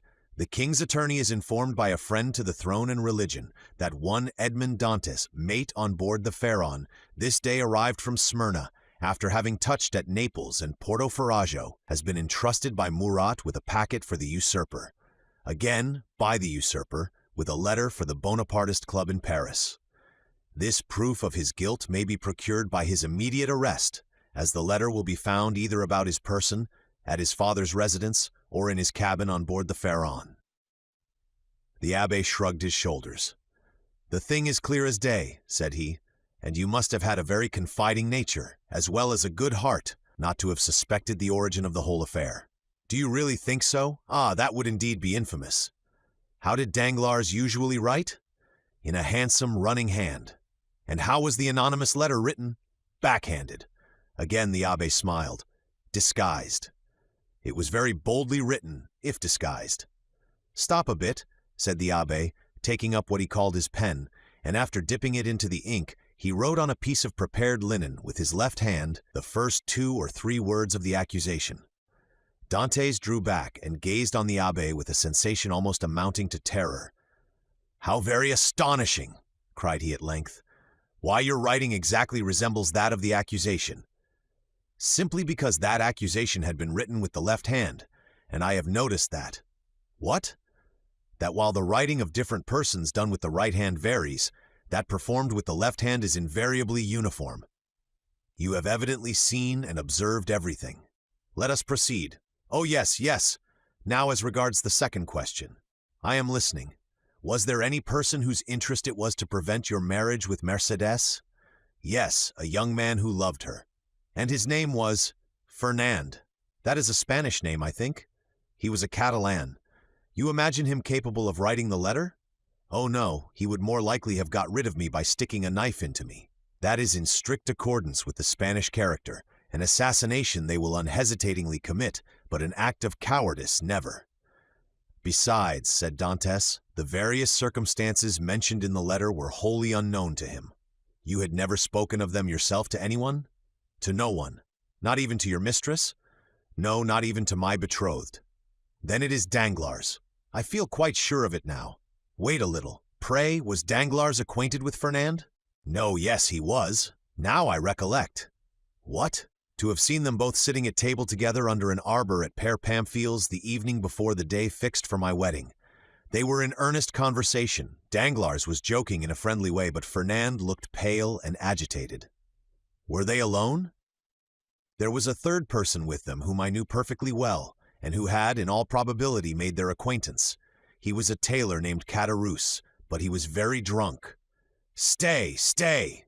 How strange that it should not have occurred to me before. Now I remember quite well that on the table round which they were sitting were pens, ink, and paper. Oh, the heartless, treacherous scoundrels!" exclaimed Dantès, pressing his hand to his throbbing brows. "Is there anything else I can assist you in discovering, besides the villainy of your friends?" inquired the abbé with a laugh. "Yes, yes," replied Dantès eagerly. "I would beg of you, who see so completely to the depths of things, and to whom the greatest mystery seems but an easy riddle, to explain to me how it was that I underwent no second examination, was never brought to trial, and above all, was condemned without ever having had sentence passed on me." "That is altogether a different and more serious matter," responded the abbé. "The ways of justice are frequently too dark and mysterious to be easily penetrated. All we have hitherto done in the matter has been child's play. If you wish me to enter upon the more difficult part of the business, you must assist me by the most minute information on every point." "Pray ask me whatever questions you please, for in good truth, you see more clearly into my life than I do myself.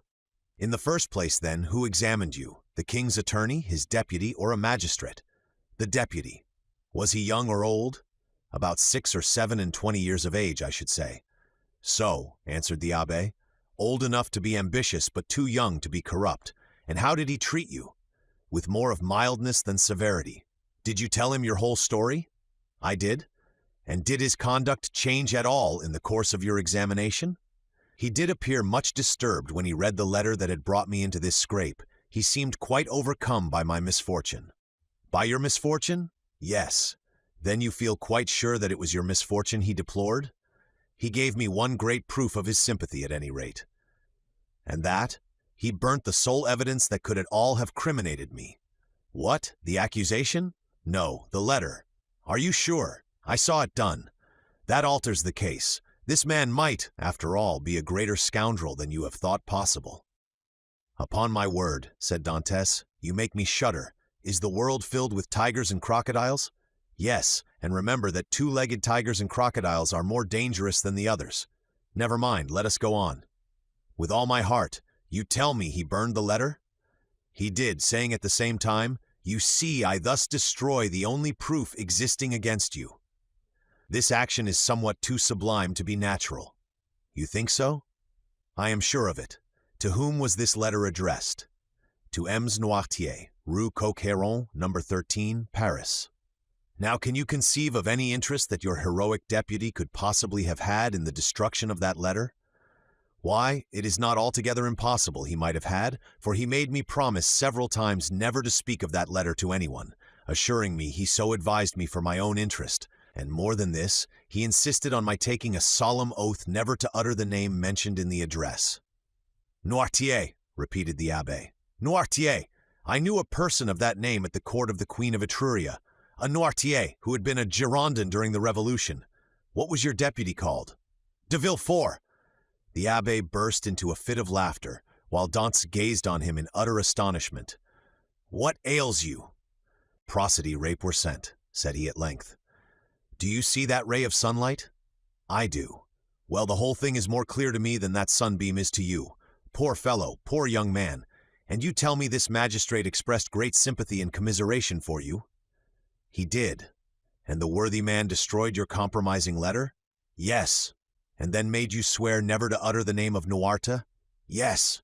Why, you poor short-sighted simpleton, can you not guess who this Noirtier was, whose very name he was so careful to keep concealed? This Noirtier was his father. Had a thunderbolt fallen at the feet of Dantès, or hell opened its yawning gulf before him, he could not have been more completely transfixed with horror than he was at the sound of these unexpected words.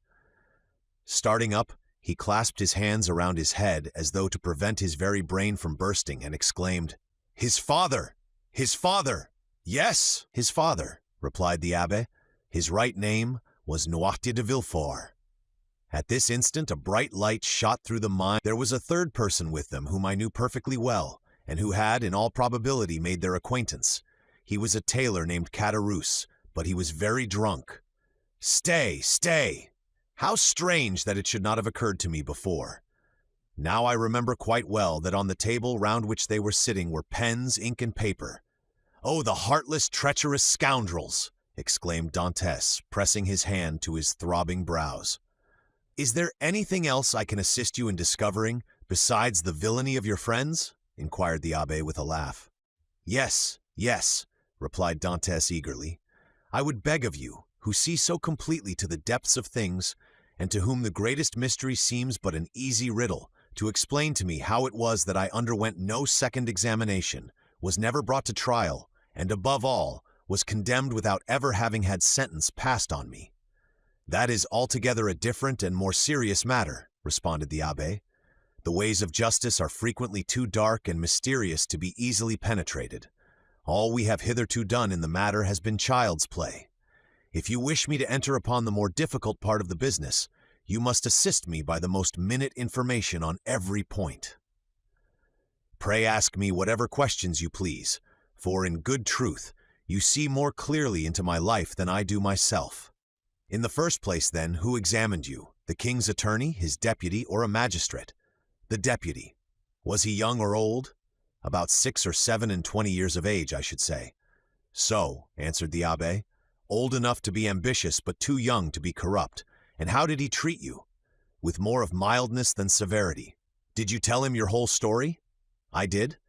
And did his conduct change at all in the course of your examination? He did appear much disturbed when he read the letter that had brought me into this scrape. He seemed quite overcome by my misfortune. By your misfortune? Yes. Then you feel quite sure that it was your misfortune he deplored? He gave me one great proof of his sympathy at any rate. And that? He burnt the sole evidence that could at all have criminated me. What? The accusation? No, the letter. Are you sure? I saw it done. That alters the case. This man might, after all, be a greater scoundrel than you have thought possible. Upon my word, said Dantès, you make me shudder. Is the world filled with tigers and crocodiles? Yes, and remember that two-legged tigers and crocodiles are more dangerous than the others. Never mind, let us go on. With all my heart, you tell me he burned the letter? He did, saying at the same time, "You see, I thus destroy the only proof existing against you. This action is somewhat too sublime to be natural. You think so? I am sure of it. To whom was this letter addressed? To M's Noirtier, Rue Coq-Héron, number 13, Paris. Now, can you conceive of any interest that your heroic deputy could possibly have had in the destruction of that letter?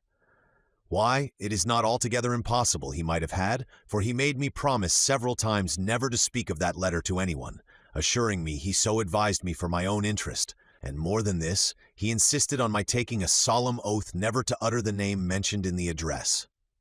"Noirtier," repeated the Abbé. "Noirtier! I knew a person of that name at the court of the Queen of Etruria, a Noirtier who had been a Girondin during the Revolution. What was your deputy called?" "De Villefort." The Abbé burst into a fit of laughter, while Dantes gazed on him in utter astonishment. "What ails you?" "Prosody, rape, were sent," said he at length. "Do you see that ray of sunlight?" "I do." "Well, the whole thing is more clear to me than that sunbeam is to you. Poor fellow, poor young man. And you tell me this magistrate expressed great sympathy and commiseration for you?" "He did." "And the worthy man destroyed your compromising letter?" "Yes." "And then made you swear never to utter the name of Noirta?" "Yes." "Why, you poor short-sighted simpleton, can you not guess who this Noirtier was, whose very name he was so careful to keep concealed? This Noirtier was his father. Had a thunderbolt fallen at the feet of Dantes, or hell opened its yawning gulf before him, he could not have been more completely transfixed with horror than he was at the sound of these unexpected words. Starting up, he clasped his hands around his head as though to prevent his very brain from bursting, and exclaimed, "His father! His father! Yes, his father," replied the Abbé. "His right name was Noirtier de Villefort." At this instant a bright light shot through the mind of Dantes, and cleared up all that had been dark and obscure before. The change that had come over Villefort during the examination, the destruction of the letter, the exacted promise, the almost supplicating tones of the magistrate, who seemed rather to implore mercy than to pronounce punishment, all returned with a stunning force to his memory. He cried out and staggered against the wall like in strict accordance with the promise made to the Abbé. Dantes spoke no more of escape. Perhaps the delight his studies afforded him left no room for such thoughts. Perhaps the recollection that he had pledged his word, on which his sense of honor was keen, kept him from referring in any way to the possibilities of flight. Days, even months, passed by unheeded in one rapid and instructive course. At the end of a year, Dante was a new man. Dantes observed, however, that Faria, in spite of the relief his society afforded, daily grew sadder. One thought seemed incessantly to harass and distract his mind. Sometimes he would fall into long reveries, sigh heavily and involuntarily, then suddenly rise and with folded arms begin pacing the confined space of his dungeon. One day he stopped all at once and exclaimed, "Ah, if there were no sentinel!" "There shall not be one a minute longer than you please," said Dantes, who had followed the working of his thoughts as accurately as though his brain were enclosed in crystal so clear as to display its minutest operations. "I have already told you," answered the Abbé, "that I loathe the idea of shedding blood. And yet the murder, if you choose to call it so, would be simply a measure of self-preservation. No matter, I could never agree to it." "Still, you have thought of it?" "Incessantly, alas," cried the Abbé. "And you have discovered a means of regaining our freedom, have you not?" asked Dantes eagerly. "I have, if it were only possible to place a deaf and blind sentinel in the gallery beyond us." "He shall be both blind and deaf," replied the young man, with an air of determination that made his companion shudder. "No, no," cried the Abbé. "Impossible." Dantes endeavored to renew the subject. The Abbé shook his head in token of disapproval, and refused to make any further response. 3 months passed away. "Are you strong?" the Abbé asked one day of Dantes. The young man in reply took up the chisel, bent it into the form of a horseshoe, and then as readily straightened it. "And will you engage not to do any harm to the sentry, except as a last resort?" "I promise on my honor." "Then," said the Abbé, "we may hope to put our design into execution." "And how long shall we be in accomplishing the necessary work?" "At least a year." "And shall we begin at once?" "At once." "We have lost a year to no purpose," cried Dantes. Do you consider the last 12 months to have been wasted? Asked the Abbé. Forgive me, cried Edmund, blushing deeply. Tut tut, answered the Abbé. Man is but man after all, and you are about the best specimen of the genus I have ever known. Come, let me show you my plan. The Abbé then showed Dantès the sketch he had made for their escape. It consisted of a plan of his own cell and that of Dantès, with the passage which united them. In this passage, he proposed to drive a level as they do in mines. This level would bring the two prisoners immediately beneath the gallery where the sentry kept watch. Once there, a large excavation would be made, and one of the flagstones with which the gallery was paved be so completely loosened that at the desired moment it would give way beneath the feet of the soldier, who, stunned by his fall, would be immediately bound and gagged by Dantès before he had power to offer any resistance. The prisoners were then to make their way through one of the gallery windows, and to let themselves down from the outer walls by means of the Abbé's ladder of cords. Dantès' eyes sparkled with joy, and he rubbed his hands with delight at the idea of a plan so simple, yet apparently so certain to succeed. That very day, the miners began their labors, with a vigor and alacrity proportionate to their long rest from fatigue and their hopes of ultimate success. Nothing interrupted the progress of the work except the necessity that each was under of returning to his cell in anticipation of the turnkey's visits. They had learned to distinguish the almost imperceptible sound of his footsteps as he descended towards their dungeons, and happily never failed of being prepared for his coming. The fresh earth excavated during their present work, and which would have entirely blocked up the old passage, was thrown by degrees and with the utmost precaution out of the window in either Faria's or Dantès' cell, the rubbish being first pulverized so finely that the night wind carried it far away without permitting the smallest trace to remain. More than a year had been consumed in this undertaking, the only tools for which had been a chisel, a knife, and a wooden lever. Faria still continuing to instruct Dantès by conversing with him, sometimes in one language, sometimes in another, at others relating to him the history of nations and great men who from time to time have risen to fame and trodden the path of glory. The Abbé was a man of the world, and had, moreover, mixed in the first society of the day. He wore an air of melancholy dignity which Dantès, thanks to the imitative powers bestowed on him by nature, easily acquired, as well as that outward polish and politeness he had before been wanting in, and which is seldom possessed except by those who have been placed in constant intercourse with persons of high birth and breeding. At the end of 15 months the level was finished, and the excavation completed beneath the gallery, and the two workmen could distinctly hear the measured tread of the sentinel as he paced to and fro over their heads. Compelled, as they were, to await a night sufficiently dark to favor their flight, they were obliged to defer their final attempt till that auspicious moment should arrive. Their greatest dread now was lest the stone through which the sentry was doomed to fall should give way before its right time, and this they had in some measure provided against by propping it up with a small beam, which they had discovered in the walls through which they had worked their way. Dantès was occupied in arranging this piece of wood when he heard Faria, who had remained in Edmund's cell for the purpose of cutting a peg to secure their rope ladder, call to him in a tone indicative of great suffering. Dantès hastened to his dungeon, where he found him standing in the middle of the room, pale as death, his forehead streaming with perspiration, and his hands clenched tightly together. "Gracious heavens!" exclaimed Dantès. "What is the matter? What has happened?" "Quick! Quick!" returned the Abbé. "Listen to what I have to say." Dantès looked in fear and wonder at the livid countenance of Faria, whose eyes, already dull and sunken, were surrounded by purple circles, while his lips were white as those of a corpse, and his very hair seemed to stand on end. "Tell me, I beseech you, what ails you?" cried Dantès, letting his chisel fall to the floor. "Alas," faltered out the Abbé, "all is over with me. I am seized with a terrible, perhaps mortal illness. I can feel that the paroxysm is fast approaching. I had a similar attack the year previous to my imprisonment. This malady admits but of one remedy. I will tell you what that is. Go into my cell as quickly as you can. Draw out one of the feet that support the bed. You will find it has been hollowed out for the purpose of containing a small phial. You will see there half filled with a red-looking fluid. Bring it to me, or rather, no. I may be found here, therefore help me back to my room while I have the strength to drag myself along. Who knows what may happen or how long the attack may last?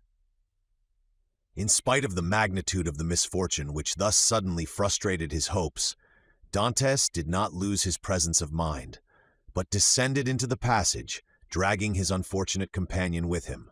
Then, half carrying, half supporting him, he managed to reach the Abbé's chamber, when he immediately laid the sufferer on his bed. "Thanks," said the poor Abbé, shivering as though his veins were filled with ice. "I am about to be seized with a fit of catalepsy. When it comes to its height, I shall probably lie still and motionless as though dead, uttering neither sigh nor groan. On the other hand, the symptoms may be much more violent, and cause me to fall into fearful convulsions, foam at the mouth, and cry out loudly. Take care my cries are not heard, for if they are, it is more than probable I should be removed to another part of the prison, and we be separated forever. When I become quite motionless, cold, and rigid as a corpse then, and not before, be careful about this, force open my teeth with the knife, pour from 8 to 10 drops of the liquor contained in the phial down my throat, and I may perhaps revive." "Perhaps!" exclaimed Dantes in grief-stricken tones. "Help, help!" cried the Abbé. I die! So sudden and violent was the fit that the unfortunate prisoner was unable to complete the sentence. A violent convulsion shook his whole frame. His eyes started from their sockets. His mouth was drawn on one side. His cheeks became purple. He struggled, foamed, dashed himself about, and uttered the most dreadful cries, which, however, Dantes prevented from being heard by covering his head with the blanket. The fit lasted 2 hours. Then, more helpless than an infant, and colder and paler than marble, more crushed and broken than a reed trampled underfoot, he fell back, doubled up in one last convulsion, and became as rigid as a corpse. Edmund waited till life seemed extinct in the body of his friend. Then, taking up the knife, he with difficulty forced open the closely fixed jaws, carefully administered the appointed number of drops, and anxiously awaited the result. An hour passed away, and the old man gave no sign of returning animation. Dantes began to fear he had delayed too long ere he administered the remedy, and thrusting his hands into his hair, continued gazing on the lifeless features of his friend. At length, a slight color tinged the livid cheeks. Consciousness returned to the dull, open eyeballs. A faint sigh issued from the lips, and the sufferer made a feeble effort to move. "He is saved! He is saved!" cried Dantes in a paroxysm of delight. The sick man was not yet able to speak, but he pointed with evident anxiety towards the door. Dantes listened, and plainly distinguished the approaching steps of the jailer. It was therefore near 7 o'clock, but Edmund's anxiety had put all thoughts of time out of his head. The young man sprang to the entrance, darted through it, carefully drawing the stone over the opening, and hurried to his cell. He had scarcely done so before the door opened, and the jailer saw the prisoner seated as usual on the side of his bed. Almost before the key had turned in the lock, and before the departing steps of the jailer had died away in the long corridor he had to traverse, Dantes, whose restless anxiety concerning his friend left him no desire to touch the food brought him, hurried back to the Abbé's chamber, and raising the stone by pressing his head against it, was soon beside the sick man's couch. Faria had now fully regained his consciousness, but he still lay helpless and exhausted on his miserable bed. "I did not expect to see you again," said he feebly to Dantes. "And why not?" asked the young man. "Did you fancy yourself dying?" "No, I had no such idea, but, knowing that all was ready for flight, I thought you might have made your escape." The deep glow of indignation suffused the cheeks of Dantes. "Without you? Did you really think me capable of that?" "At least," said the Abbé, "I now see how wrong such an opinion would have been. Alas, alas! I am fearfully exhausted and debilitated by this attack." "Be of good cheer," replied Dantes. "Your strength will return." And as he spoke, he seated himself near the bed beside Faria, and took his hands. The Abbé shook his head. "The last attack I had," said he, "lasted but half an hour, and after it I was hungry and got up without help. Now I can move neither my right arm nor leg, and my head seems uncomfortable. which shows that there has been a suffusion of blood on the brain. The third attack will either carry me off or leave me paralyzed for life." "No, no," cried Dantes. "You are mistaken. You will not die. And your third attack, if indeed you should have another, will find you at liberty. We shall save you another time, as we have done this, only with a better chance of success, because we shall be able to command every requisite assistance." "My good Edmund," answered the Abbé, "be not deceived. The attack which has just passed away condemns me forever to the walls of a prison. None can fly from a dungeon who cannot walk. Well, we will wait, a week, a month, 2 months, if need be, and meanwhile your strength will return. Everything is in readiness for our flight, and we can select any time we choose. As soon as you feel able to swim, we will go." "I shall never swim again," replied Faria. "This arm is paralyzed, not for a time, but forever. Lift it, and judge if I am mistaken." The young man raised the arm, which fell back by its own weight, perfectly inanimate and helpless. A sigh escaped him. "You are convinced now, Edmund, are you not?" asked the Abbé. "Depend upon it, I know what I say. Since the first attack I experienced of this malady, I have continually reflected on it. Indeed, I expected it, for it is a family inheritance. Both my father and grandfather died of it in a third attack. The physician who prepared for me the remedy I have twice successfully taken was no other than the celebrated Cababanus, and he predicted a similar end for me." "The physician may be mistaken," exclaimed Dantes. "And as for your poor arm, what difference will that make? I can take you on my shoulders and swim for both of us." "My son," said the Abbé, "you who are a sailor and a swimmer must know as well as I do that a man so loaded would sink before he had done 50 strokes. Cease then to allow yourself to be duped by vain hopes that even your own excellent heart refuses to believe in. Here I shall remain till the hour of my deliverance arrives, and that, in all human probability, will be the hour of my death. As for you, who are young and active, delay not on my account, but fly, go, I give you back your promise." "It is well," said Dantes, "then I shall also remain." Then, rising and extending his hand with an air of solemnity over the old man's head, he slowly added, "By the blood of Christ I swear never to leave you while you live." Faria gazed fondly on his noble-minded, single-hearted, high-principled young friend, and read in his countenance ample confirmation of the sincerity of his devotion and the loyalty of his purpose. "Thanks," murmured the invalid, extending one hand. "I accept. You may one of these days reap the reward of your disinterested devotion. But as I cannot, and you will not, quit this place, it becomes necessary to fill up the excavation beneath the soldier's gallery. He might, by chance, hear the hollow sound of his footsteps and call the attention of his officer to the circumstance. That would bring about a discovery which would inevitably lead to our being separated. Go then and set about this work, in which, unhappily, I can offer you no assistance. Keep at it all night, if necessary, and do not return here tomorrow till after the jailer has visited me. I shall have something of the greatest importance to communicate to you." Dantes took the hand of the Abbé in his, and affectionately pressed it. Faria smiled encouragingly on him, and the young man retired to his task in the spirit of obedience and respect which he had sworn to show towards his aged friend. Chapter 18. The Treasure. When Dantes returned next morning to the chamber of his companion in captivity, he found Faria seated and looking composed. In the ray of light which entered by the narrow window of his cell, he held open in his left hand, of which alone, it will be recollected, he retained the use, a sheet of paper, which from being constantly rolled into a small compass, had the form of a cylinder, and was not easily kept open. He did not speak, but showed the paper to Dantes. "What is that?" he inquired. "Look at it," said the Abbé with a smile.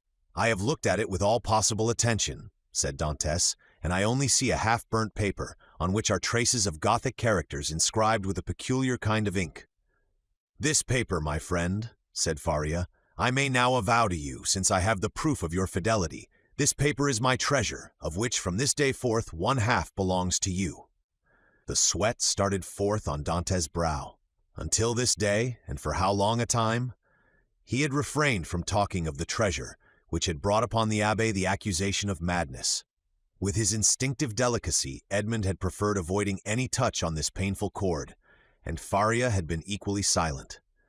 He had taken the silence of the old man for a return to reason, and now these few words uttered by Faria after so painful a crisis seemed to indicate a serious relapse into mental alienation. "Your treasure?" stammered Dantes. Faria smiled. "Yes," said he. "You have indeed a noble nature, Edmund, and I see by your paleness and agitation what is passing in your heart at this moment. No, be assured, I am not mad. This treasure exists, Dantes, and if I have not been allowed to possess it, you will. Yes, you. No one would listen or believe me, because everyone thought me mad. But you, who must know that I am not, listen to me, and believe me so afterwards, if you will." "Alas," murmured Edmund to himself, "this is a terrible relapse. There was only this blow wanting." Then he said aloud, "My dear friend, your attack has perhaps fatigued you. Had you not better repose a while? Tomorrow, if you will, I will hear your narrative, but today I wish to nurse you carefully. Besides," he said, "a treasure is not a thing we need hurry about. On the contrary, it is a matter of the utmost importance." "Edmund," replied the old man, "who knows if tomorrow, or the next day after, the third attack may not come on, and then must not all be over? Yes, indeed, I have often thought with a bitter joy that these riches, which would make the wealth of a dozen families, will be forever lost to those men who persecute me. This idea was one of vengeance to me, and I tasted it slowly in the night of my dungeon and the despair of my captivity. But now I have forgiven the world for the love of you. Now that I see you, young and with a promising future, now that I think of all that may result to you in the good fortune of such a disclosure, I shudder at any delay, and tremble lest I should not assure to one as worthy as yourself the possession of so vast an amount of hidden wealth." Edmund turned away his head with a sigh. "You persist in your incredulity, Edmund," continued Faria. "My words have not convinced you. I see you require proofs. Well, then, read this paper, which I have never shown to anyone." "Tomorrow, my dear friend," said Edmund, desirous of not yielding to the old man's madness. "I thought it was understood that we should not talk of that until tomorrow. Then we will not talk of it until tomorrow, but read this paper today."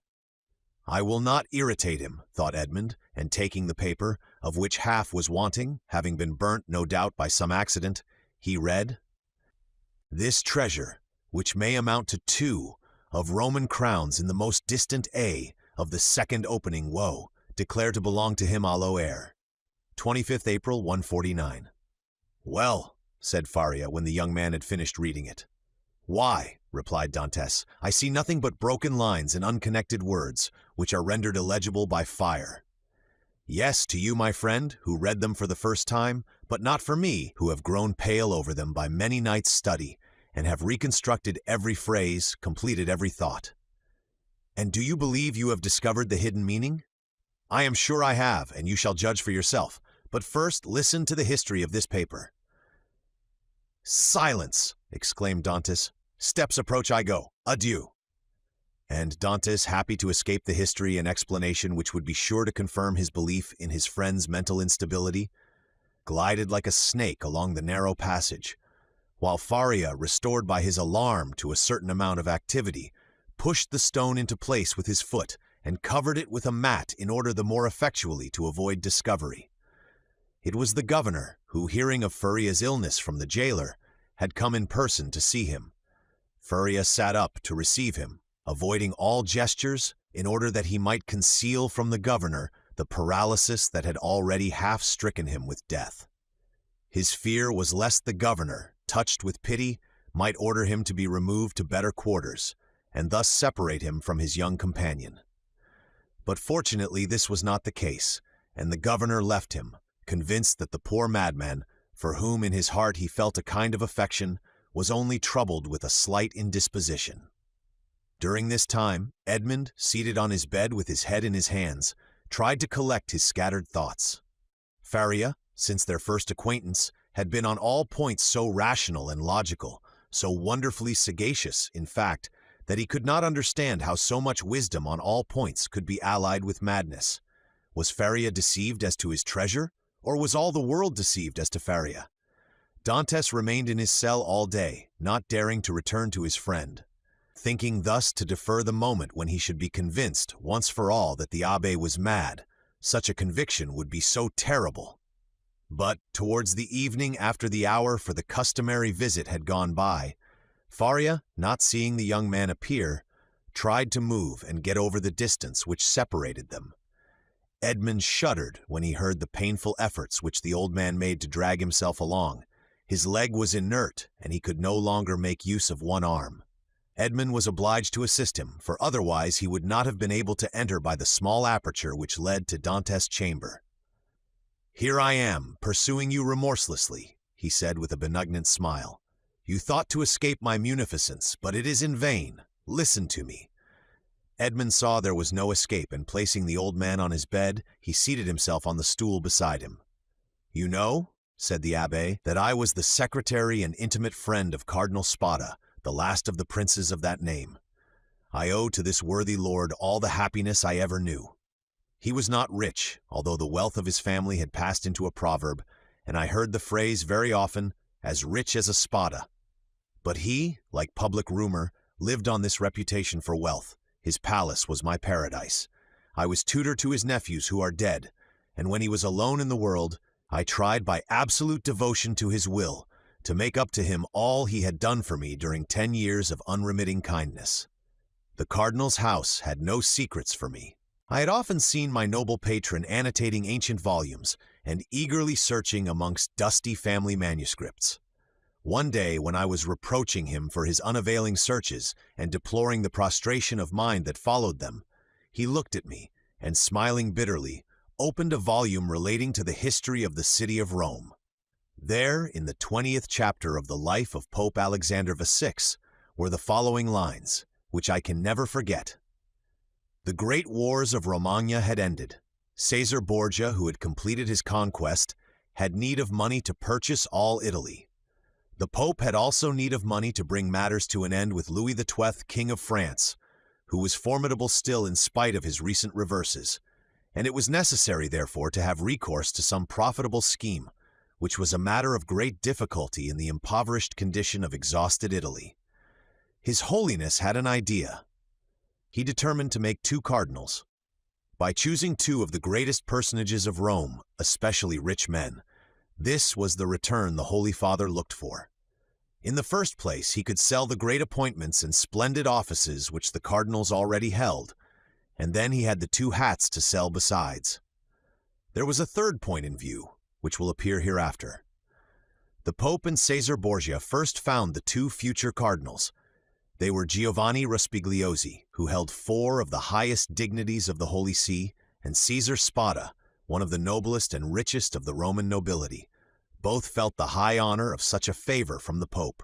They were ambitious, and Caesar Borgia soon found purchasers for their appointments.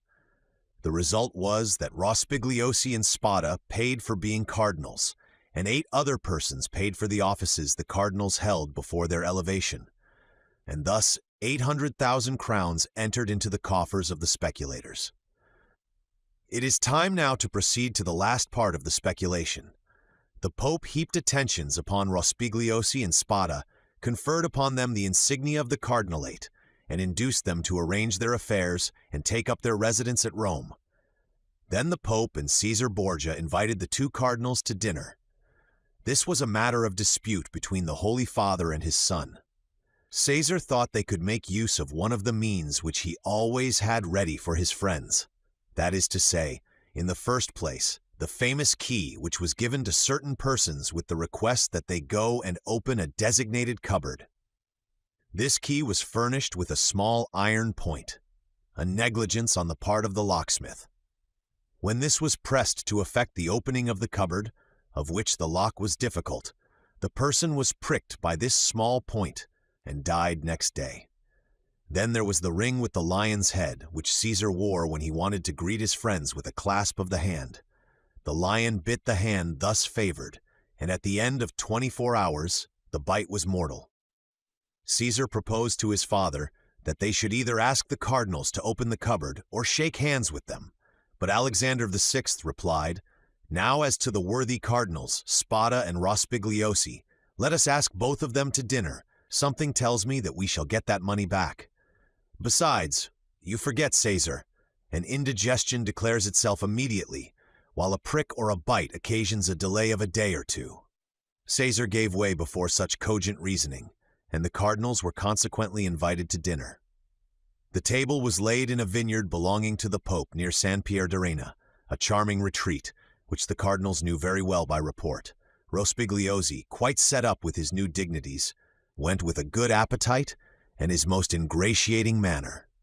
Spada, a prudent man and greatly attached to his only nephew, a young captain of the highest promise, took paper and pen and made his will. He then sent word to his nephew to wait for him near the vineyard, but it appeared the servant did not find him. Spada knew what these invitations meant. Since Christianity, so eminently civilizing, had made progress in Rome, it was no longer a centurion who came from the tyrant with a message, "Caesar wills that you die," but it was a legate alator who came with a smile on his lips to say from the Pope, "His Holiness requests you to dine with him." Spada set out about 2 o'clock to San Pierdarena. The Pope awaited him. The first sight that attracted the eyes of Spada was that of his nephew in full costume, and Caesar Borgia paying him most marked attentions. Spada turned pale as Caesar looked at him with an ironical air, which proved that he had anticipated all, and that the snare was well spread. They began dinner, and Spada was only able to inquire of his nephew if he had received his message. The nephew replied no, perfectly comprehending the meaning of the question. It was too late, for he had already drunk a glass of excellent wine, placed for him expressly by the Pope's butler. Spada at the same moment saw another bottle approach him, which he was pressed to taste. An hour afterwards, a physician declared they were both poisoned through eating mushrooms. Spada died on the threshold of the vineyard. The nephew expired at his own door, making signs which his wife could not comprehend. Then Caesar and the Pope hastened to lay hands on the heritage, under pretense of seeking for the papers of the dead man. But the inheritance consisted in this only, a scrap of paper on which Spada had written, "I bequeath to my beloved nephew my coffers, my books, and amongst others, my breviary with the gold corners, which I beg he will preserve in remembrance of his affectionate uncle." The heirs sought everywhere, admired the breviary, laid hands on the furniture, and were greatly astonished that Spada, the rich man, was really the most miserable of uncles. No treasures, unless they were those of science, contained in the library and laboratories. That was all. Caesar and his father searched, examined, scrutinized, but found nothing, or at least very little, not exceeding a few thousand crowns in plate and about the same in ready money. But the nephew had time to say to his wife before he expired, "Look well among my uncle's papers. There is a will." They sought even more thoroughly than the august heirs had done, but it was fruitless. There were 2 palaces and a vineyard behind the Palatine Hill, but in these days landed property had not much value, and the 2 palaces and the vineyard remained to the family since they were beneath the rapacity of the Pope and his son. Months and years rolled on. Alexander VI died, poisoned, you know by what mistake. Caesar, poisoned at the same time, escaped by shedding his skin like a snake. But the new skin was spotted by the poison till it looked like a tiger's. Then, compelled to quit Rome, he went and got himself obscurely killed in a night skirmish, scarcely noticed in history. After the Pope's death and his son's exile, it was supposed that the Spada family would resume the splendid position they had held before the cardinal's time. But this was not the case.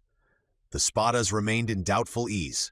A mystery hung over this dark affair, and the public rumor was that Caesar, a better politician than his father, had carried off from the Pope the fortune of the 2 cardinals. I say the 2, because Cardinal Rospigliosi, who had not taken any precaution, was completely despoiled. "Up to this point," said Faria, interrupting the thread of his narrative, "this seems to you very meaningless, no doubt, eh?" "Oh, my friend," cried Dantes, "on the contrary, it seems as if I were reading a most interesting narrative. Go on, I beg of you." "I will. The family began to get accustomed to their obscurity. Years rolled on, and amongst the descendants some were soldiers, others diplomatists, some churchmen, some bankers, some grew rich, and some were ruined. I come now to the last of the family, whose secretary I was, the Count of Spada. I had often heard him complain of the disproportion of his rank with his fortune, and I advised him to invest all he had in an annuity. He did so, and thus doubled his income. The celebrated breviary remained in the family, and was in the Count's possession. It had been handed down from father to son, for the singular clause of the only will that had been found had caused it to be regarded as a genuine relic, preserved in the family with superstitious veneration. It was an illuminated book, with beautiful Gothic characters, and so weighty with gold, that a servant always carried it before the cardinal on days of great solemnity. At the sight of papers of all sorts, titles, contracts, parchments, which were kept in the archives of the family, all descending from the poisoned cardinal, I in my turn examined the immense bundles of documents, like 20 servitors, stewards, secretaries before me, but in spite of the most exhaustive researches, I found nothing. Yet I had even written a precise history of the Borgia family, for the sole purpose of assuring myself whether any increase of fortune had occurred to them on the death of the Cardinal Caesar Spada, but could only trace the acquisition of the property of the Cardinal Rospigliosi, his companion in misfortune. I was then almost assured that the inheritance had neither profited the Borgias nor the family, but had remained unpossessed like the treasures of the Arabian Nights, which slept in the bosom of the earth under the eyes of the genie. I searched, ransacked, counted, calculated 1,000 times the income and expenditure of the family for 300 years. It was useless. I remained in my ignorance, and the Count of Spada in his poverty. My patron died. He had reserved from his annuity his family papers, his library composed of 5,000 volumes, and his famous breviary. All these he bequeathed to me, with 1,000 Roman crowns, which he had in ready money, on condition that I would have anniversary masses said for the repose of his soul, and that I would draw up a genealogical tree and history of his house. All this I did scrupulously. Be easy, my dear Edmund, we are near the conclusion. In 1807, a month before I was arrested, and a fortnight after the death of the Count of Spada, on the 25th of December, you will see presently how the date became fixed in my memory, I was reading, for the 1,000th time, the papers I was arranging, for the palace was sold to a stranger, and I was going to leave Rome and settle at Florence, intending to take with me 12,000 francs I possessed, my library and the famous breviary, when, tired with my constant labor at the same thing, and overcome by a heavy dinner I had eaten, my head dropped on my hands, and I fell asleep about 3 o'clock in the afternoon. I awoke as the clock was striking 6. I raised my head. I was in utter darkness. I rang for a light, but as no one came, I determined to find one for myself. It was indeed but anticipating the simple manners which I should soon be under the necessity of adopting.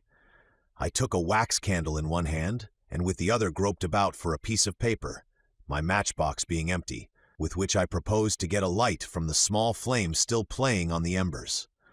Fearing, however, to make use of any valuable piece of paper, I hesitated for a moment, then recollected that I had seen in the famous breviary, which was on the table beside me, an old paper, quite yellow with age, and which had served as a marker for centuries, kept there by the request of the heirs. I felt for it, found it, twisted it up together, and putting it into the expiring flame, set light to it. But beneath my fingers, as if by magic, in proportion as the fire ascended, I saw yellowish characters appear on the paper. I grasped it in my hand, put out the flame as quickly as I could, lighted my taper in the fire itself, and opened the crumpled paper with inexpressible emotion, recognizing, when I had done so, that these characters had been traced in mysterious and sympathetic ink, only appearing when exposed to the fire. Nearly 1/3 of the paper had been consumed by the flame. It was that paper you read this morning. Read it again, Dantes, and then I will complete for you the incomplete words and unconnected sense.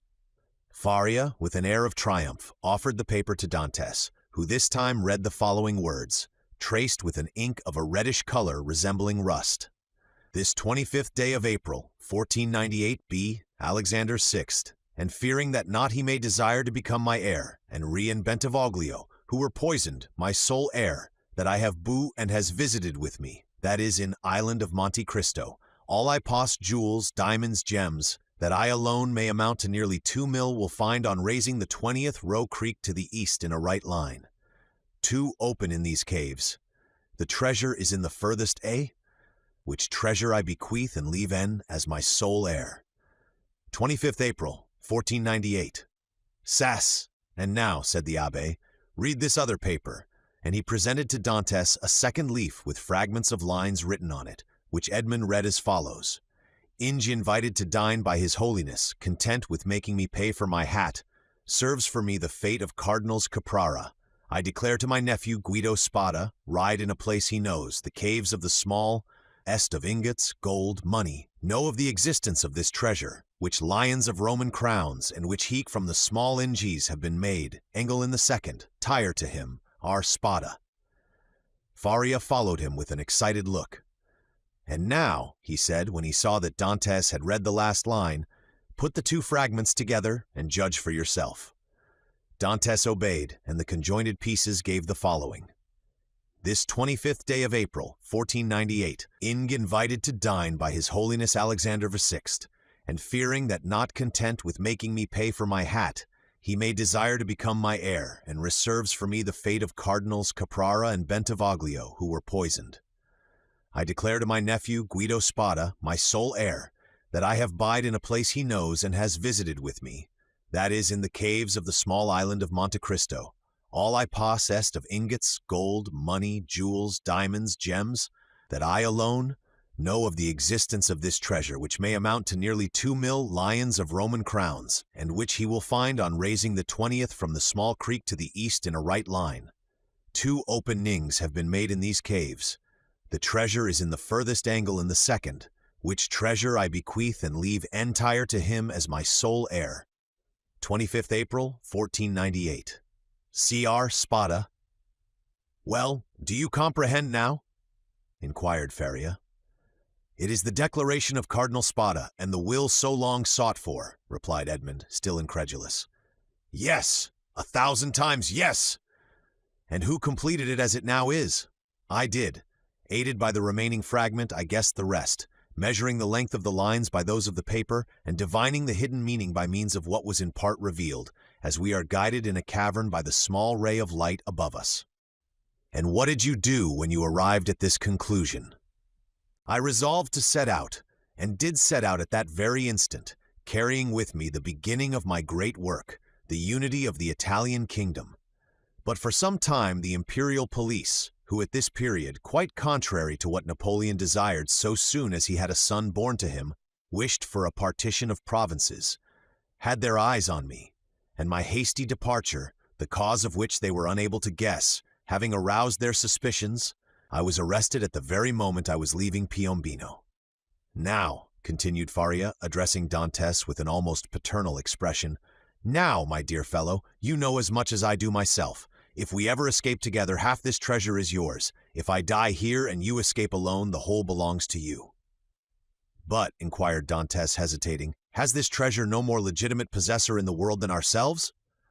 No, no, be easy on that score. The family is extinct. The last Count of Spada, moreover, made me his heir, bequeathing to me this symbolic breviary. He bequeathed to me all it contained. No, no, make your mind satisfied on that point. If we lay hands on this fortune, we may enjoy it without remorse. And you say this treasure amounts to 2 millions of Roman crowns, nearly 13 millions of our money. Impossible, said Dantes, staggered at the enormous amount. Impossible, and why? Asked the old man. The Spada family was one of the oldest and most powerful families of the 15th century, and in those times, when other opportunities for investment were wanting, such accumulations of gold and jewels were by no means rare. There are at this day Roman families perishing of hunger, though possessed of nearly 1 million in diamonds and jewels handed down by entail, and which they cannot touch. Edmund thought he was in a dream. He wavered between incredulity and joy. I have only kept this secret so long from you, continued Faria, that I might test your character and then surprise you. Had we escaped before my attack of catalepsy, I should have conducted you to Monte Cristo. Now, he added with a sigh, it is you who will conduct me thither. Well, Dantes, you do not thank me? This treasure belongs to you, my dear friend, replied Dantes, and to you only. I have no right to it. I am no relation of yours. You are my son, Dantes, exclaimed the old man. You are the child of my captivity. My profession condemns me to celibacy. God has sent you to me to console, at one and the same time, the man who could not be a father and the prisoner who could not get free." And Faria extended the arm of which alone the use remained to him to the young man, who threw himself upon his neck and wept. Chapter 19. The Third Attack. Now that this treasure, which had so long been the object of the Abbé's meditations, could ensure the future happiness of him whom Faria really loved as a son, it had doubled its value in his eyes, and every day he expatiated on the amount, explaining to Dantes all the good which, with 13 or 14 millions of francs, a man could do in these days to his friends. And then Dantes' countenance became gloomy, for the oath of vengeance he had taken recurred to his memory, and he reflected how much ill in these times a man with 13 or 14 millions could do to his enemies. The Abbé did not know the island of Monte Cristo, but Dantes knew it, and had often passed it, situated 25 miles from Pianosa, between Corsica and the island of Elba, and had once touched there. This island was, always had been, and still is, completely deserted. It is a rock of almost conical form, which looks as though it had been thrust up by volcanic force from the depth to the surface of the ocean. Dantes drew a plan of the island for Faria, and Faria gave Dantes advice as to the means he should employ to recover the treasure. But Dantes was far from being as enthusiastic and confident as the old man. It was past a question now that Faria was not a lunatic, and the way in which he had achieved the discovery, which had given rise to the suspicion of his madness, increased Edmond's admiration of him. But at the same time, Dantes could not believe that the deposit, supposing it had ever existed, still existed, and though he considered the treasure as by no means chimerical, he yet believed it was no longer there. However, as if fate resolved on depriving the prisoners of their last chance, and making them understand that they were condemned to perpetual imprisonment, a new misfortune befell them. The gallery on the seaside, which had long been in ruins, was rebuilt. They had repaired it completely, and stopped up with vast masses of stone the hole Dantes had partly filled in. But for this precaution, which, it will be remembered, the Abbé had made to Edmond, the misfortune would have been still greater, for their attempt to escape would have been detected, and they would undoubtedly have been separated. Thus a new, a stronger, and more inexorable barrier was interposed to cut off the realization of their hopes. "You see," said the young man, with an air of sorrowful resignation to Faria, "that God deems it right to take from me any claim to merit for what you call my devotion to you. I have promised to remain forever with you, and now I could not break my promise if I would. The treasure will be no more mine than yours, and neither of us will quit this prison. But my real treasure is not that, my dear friend, which awaits me beneath the somber rocks of Monte Cristo. It is your presence, our living together 5 or 6 hours a day, in spite of our jailers. It is the rays of intelligence you have elicited from my brain, the languages you have implanted in my memory, and which have taken root there with all their philological ramifications. These different sciences that you have made so easy to me by the depth of the knowledge you possess of them and the clearness of the principles to which you have reduced them. This is my treasure, my beloved friend, and with this you have made me rich and happy. Believe me and take comfort. This is better for me than tons of gold and cases of diamonds, even were they not as problematical as the clouds we see in the morning floating over the sea, which we take for terra firma, and which evaporate and vanish as we draw near to them.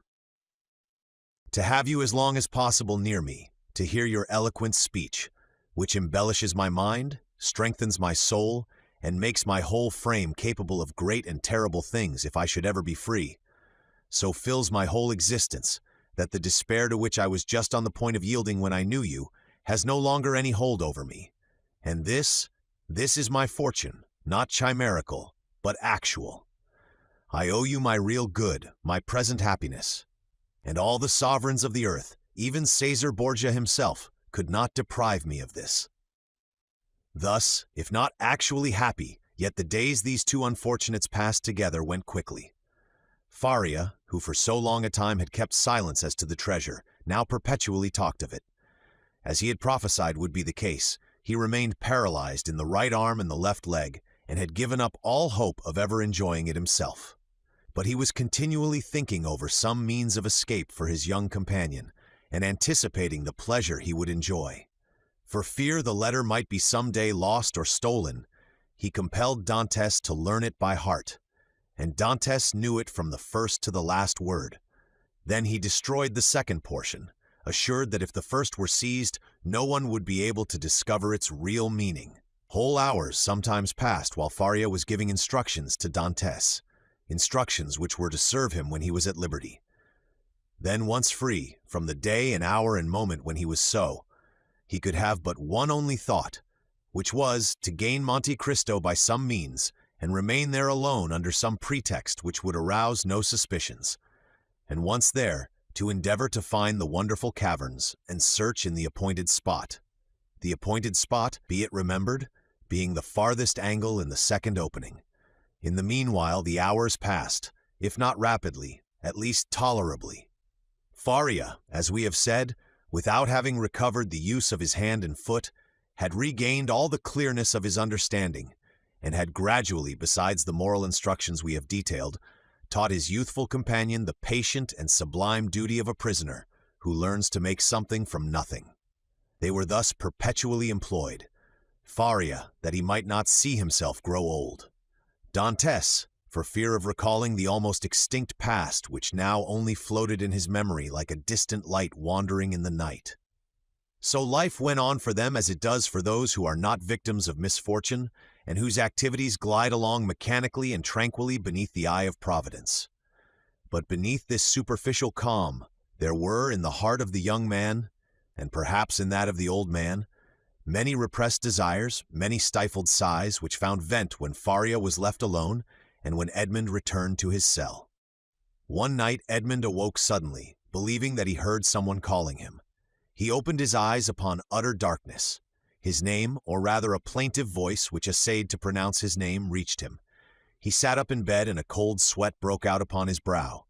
Undoubtedly the call came from Faria's dungeon. "Alas!" murmured Edmund. "Can it be?" He moved his bed, drew up the stone, rushed into the passage, and reached the opposite extremity. The secret entrance was open.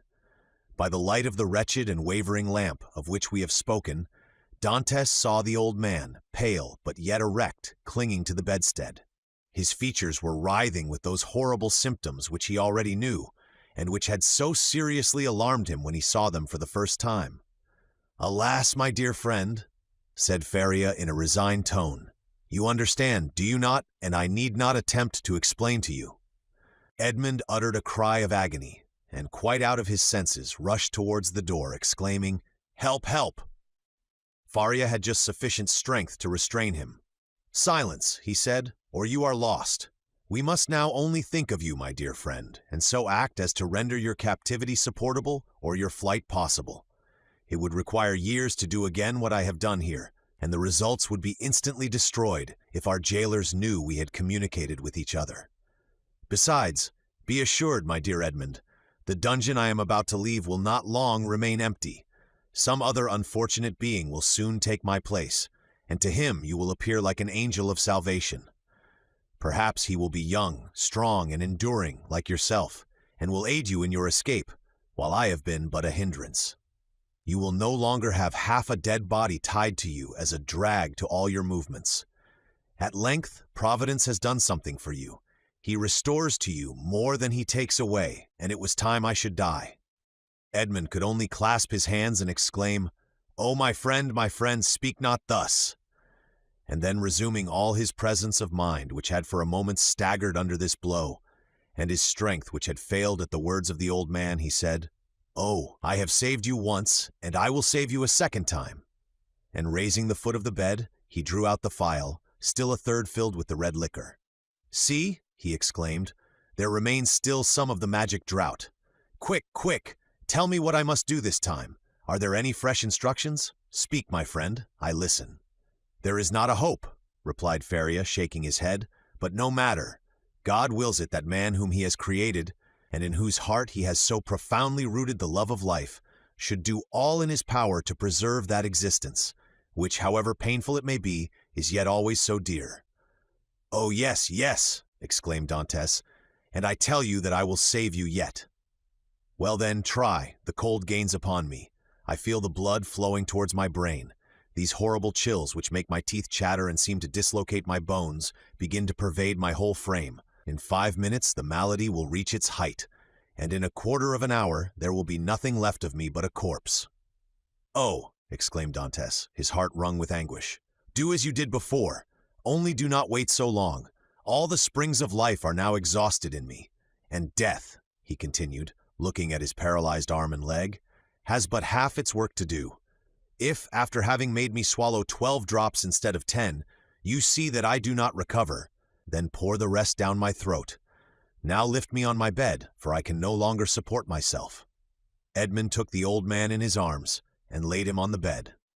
"And now, my dear friend," said Faria, "sole consolation of my wretched existence, you whom heaven gave me somewhat late, but still gave me, a priceless gift, and for which I am most grateful. At the moment of separating from you forever, I wish you all the happiness and all the prosperity you so well deserve. My son, I bless thee." The young man cast himself on his knees, leaning his head against the old man's bed.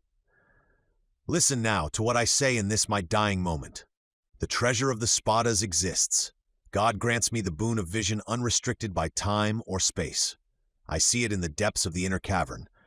My eyes pierce the inmost recesses of the earth, and are dazzled at the sight of so much riches. If you do escape, remember that the poor Abbé, whom all the world called mad, was not so. Hasten to Monte Cristo. Avail yourself of the fortune, for you have indeed suffered long enough." A violent convulsion attacked the old man.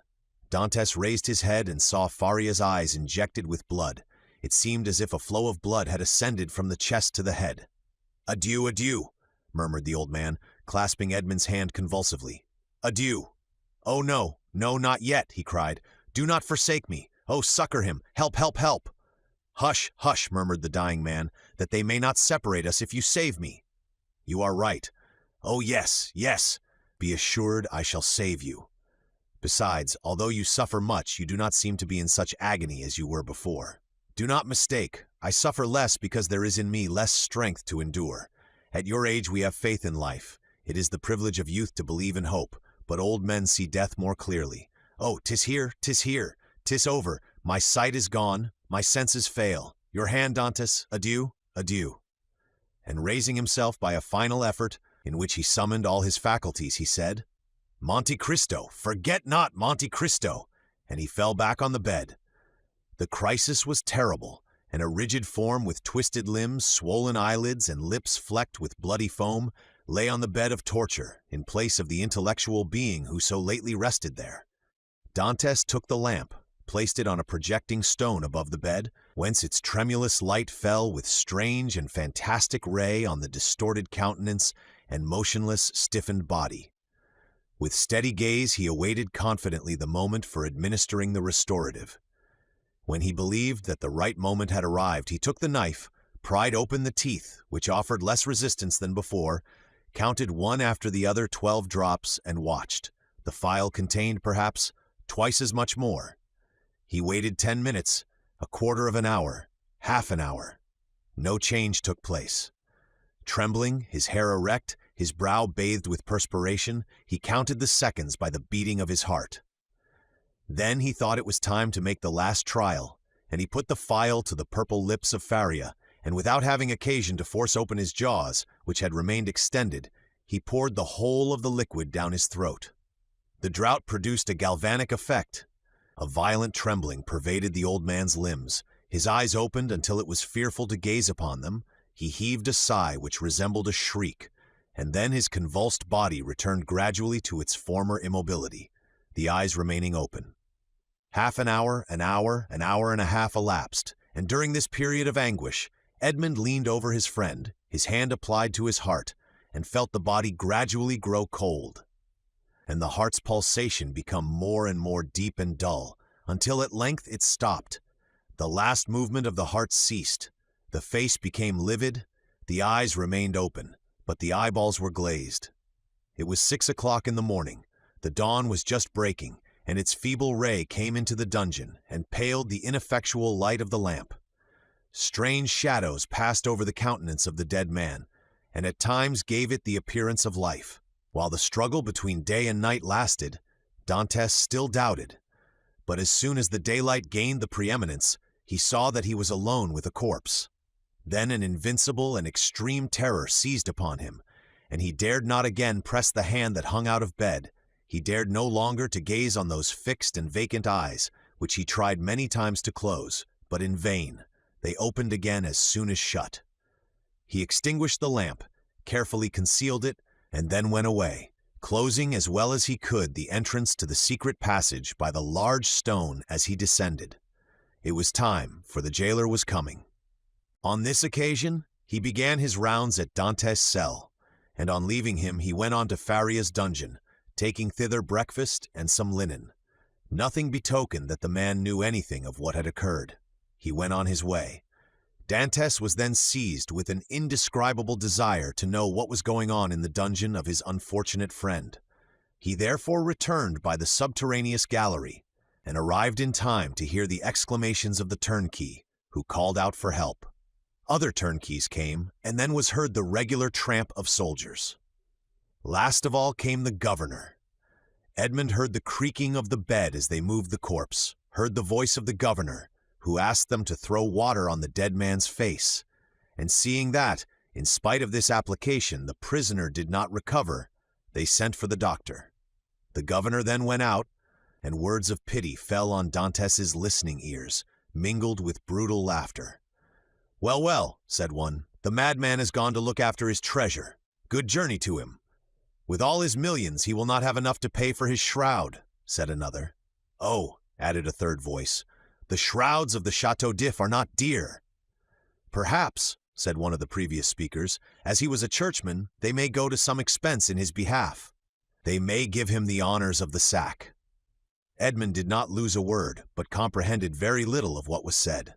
The voices soon ceased, and it seemed to him as if everyone had left the cell. Still he dared not to enter, as they might have left some turnkey to watch the dead. He remained, therefore, mute and motionless, hardly venturing to breathe. At the end of an hour, he heard a faint noise which increased. It was the governor who returned, followed by the doctor and other attendants. There was a moment's silence. It was evident that the doctor was examining the dead body. The inquiries soon commenced. The doctor analyzed the symptoms of the malady to which the prisoner had succumbed and declared that he was dead. Questions and answers followed in a nonchalant manner that made Dantes indignant, for he felt that all the world should have for the poor Abbé a love and respect equal to his own.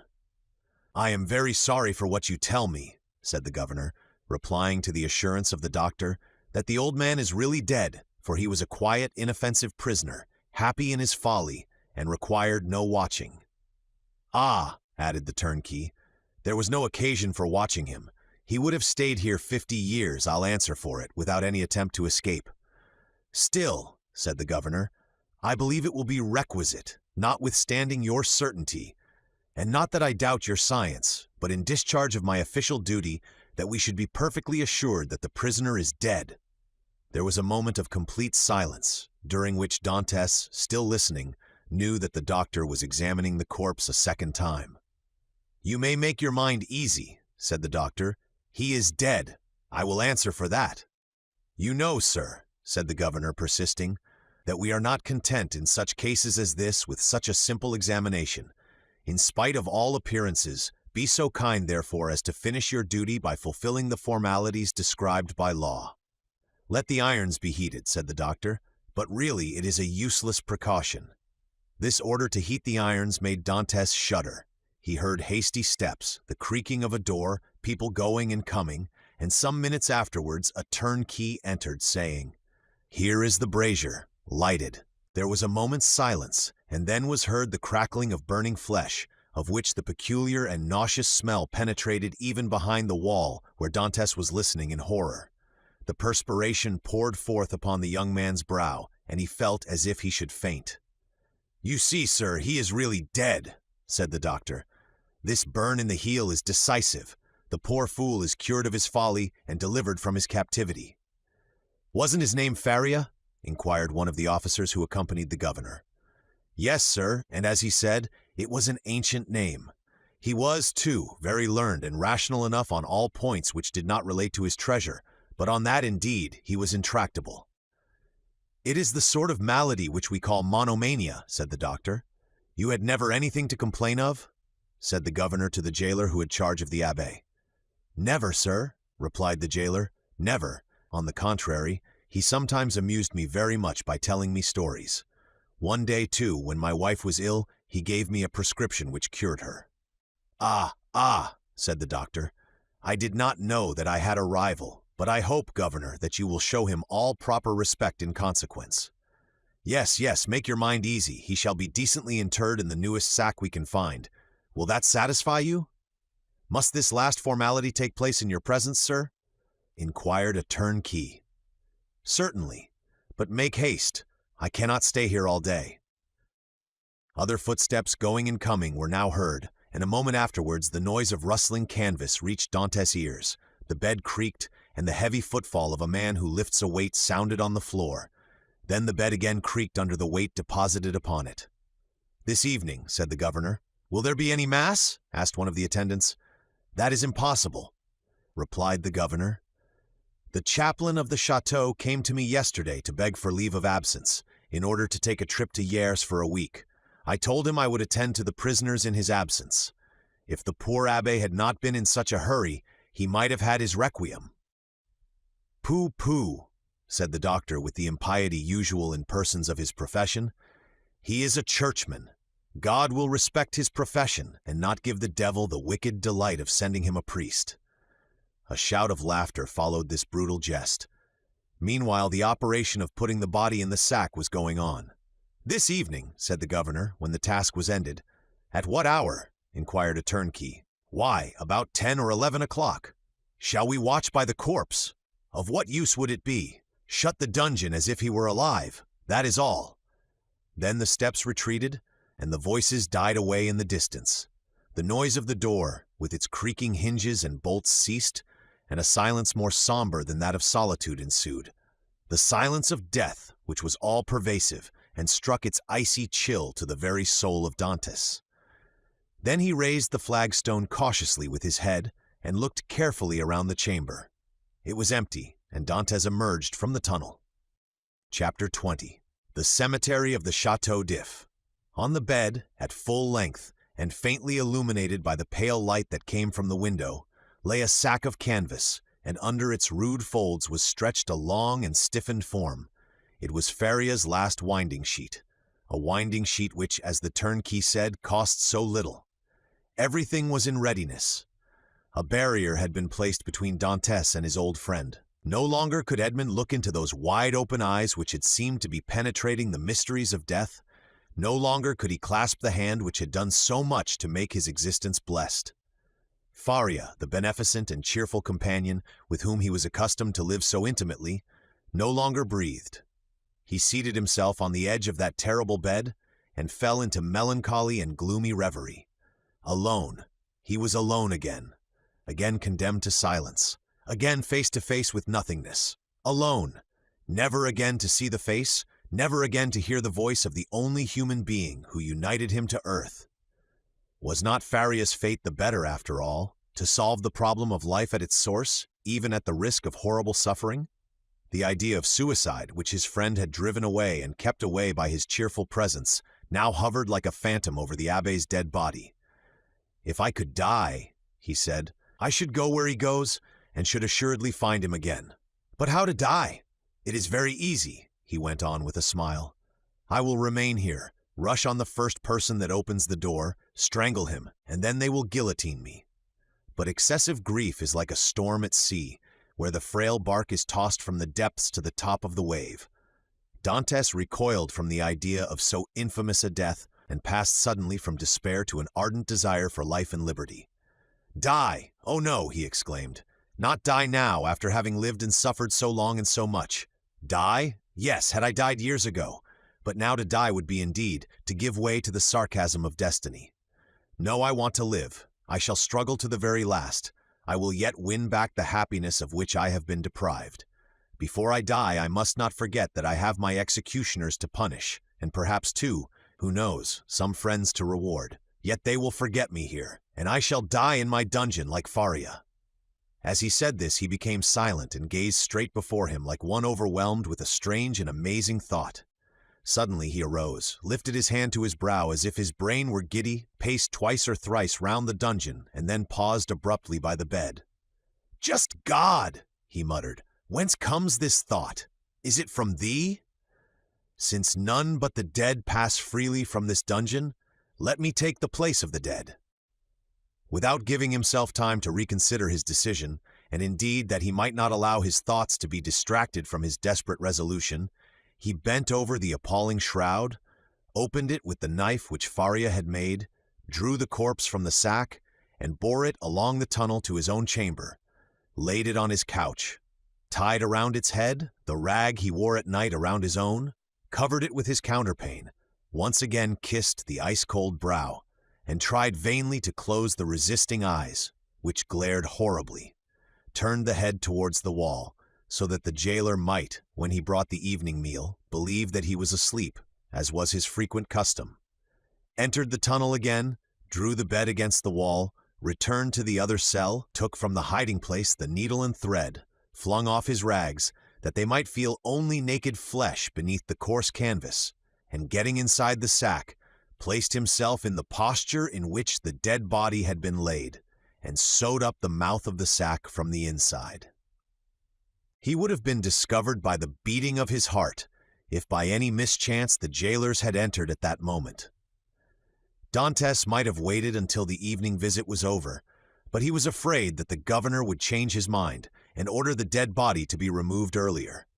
In that case, his last hope would have been destroyed. Now his plans were fully made, and this is what he intended to do. If while he was being carried out, the gravediggers should discover that they were bearing a live instead of a dead body, Dantes did not intend to give them time to recognize him, but with a sudden cut of the knife, he meant to open the sack from top to bottom, and profiting by their alarm, escape. If they tried to catch him, he would use his knife to better purpose. If they took him to the cemetery and laid him in a grave, he would allow himself to be covered with earth. And then, as it was night, the gravediggers could scarcely have turned their backs before he would have worked his way through the yielding soil and escaped. He hoped that the weight of earth would not be so great that he could not overcome it. If he was detected in this, and the earth proved too heavy, he would be stifled, and then, so much the better, all would be over. Dantes had not eaten since the preceding evening, but he had not thought of hunger, nor did he think of it now.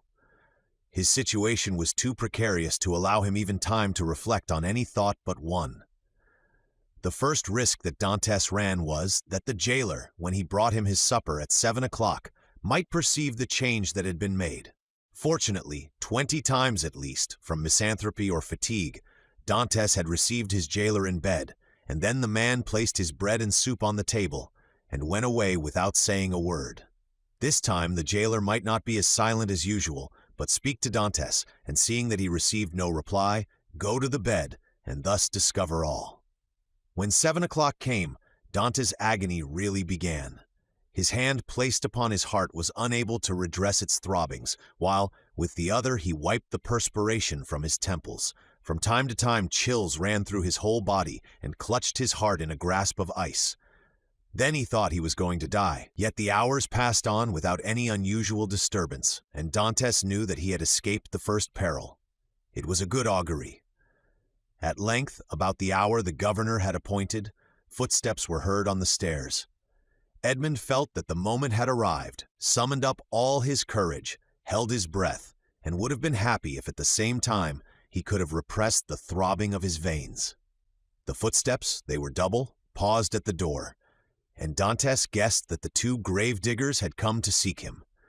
This idea was soon converted into certainty when he heard the noise they made in putting down the hand-bier.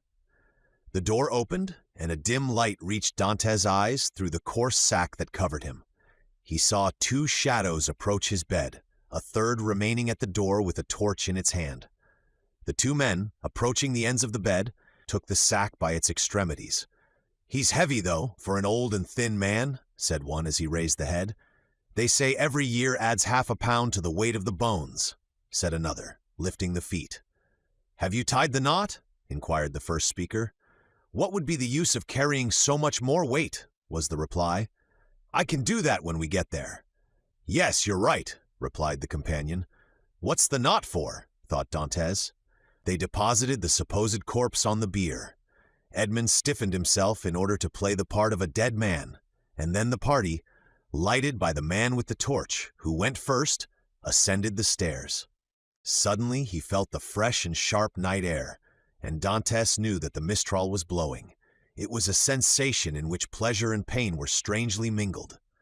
The bearers went on for 20 paces, then stopped, putting the bier down on the ground. One of them went away, and Dantès heard his shoes striking on the pavement. "Where am I?" he asked himself. "Really, he is by no means a light load," said the other bearer, sitting on the edge of the hand-barrow. Dantès' first impulse was to escape, but fortunately he did not attempt it. "Give us a light," said the other bearer, "or I shall never find what I am looking for." The man with the torch complied, although not asked in the most polite terms. "What can he be looking for?" thought Edmund. "The spade, perhaps." An exclamation of satisfaction indicated that the gravedigger had found the object of his search. "Here it is at last," he said, "not without some trouble, though." "Yes," was the answer, "but it has lost nothing by waiting." As he said this, the man came towards Edmund, who heard a heavy metallic substance laid down beside him, and at the same moment a cord was fastened round his feet with sudden and painful violence. "Well, have you tied the knot?" inquired the gravedigger, who was looking on. "Yes, and pretty tight too, I can tell you," was the answer. "Move on, then." And the bier was lifted once more, and they proceeded. They advanced 50 paces farther, and then stopped to open a door, then went forward again.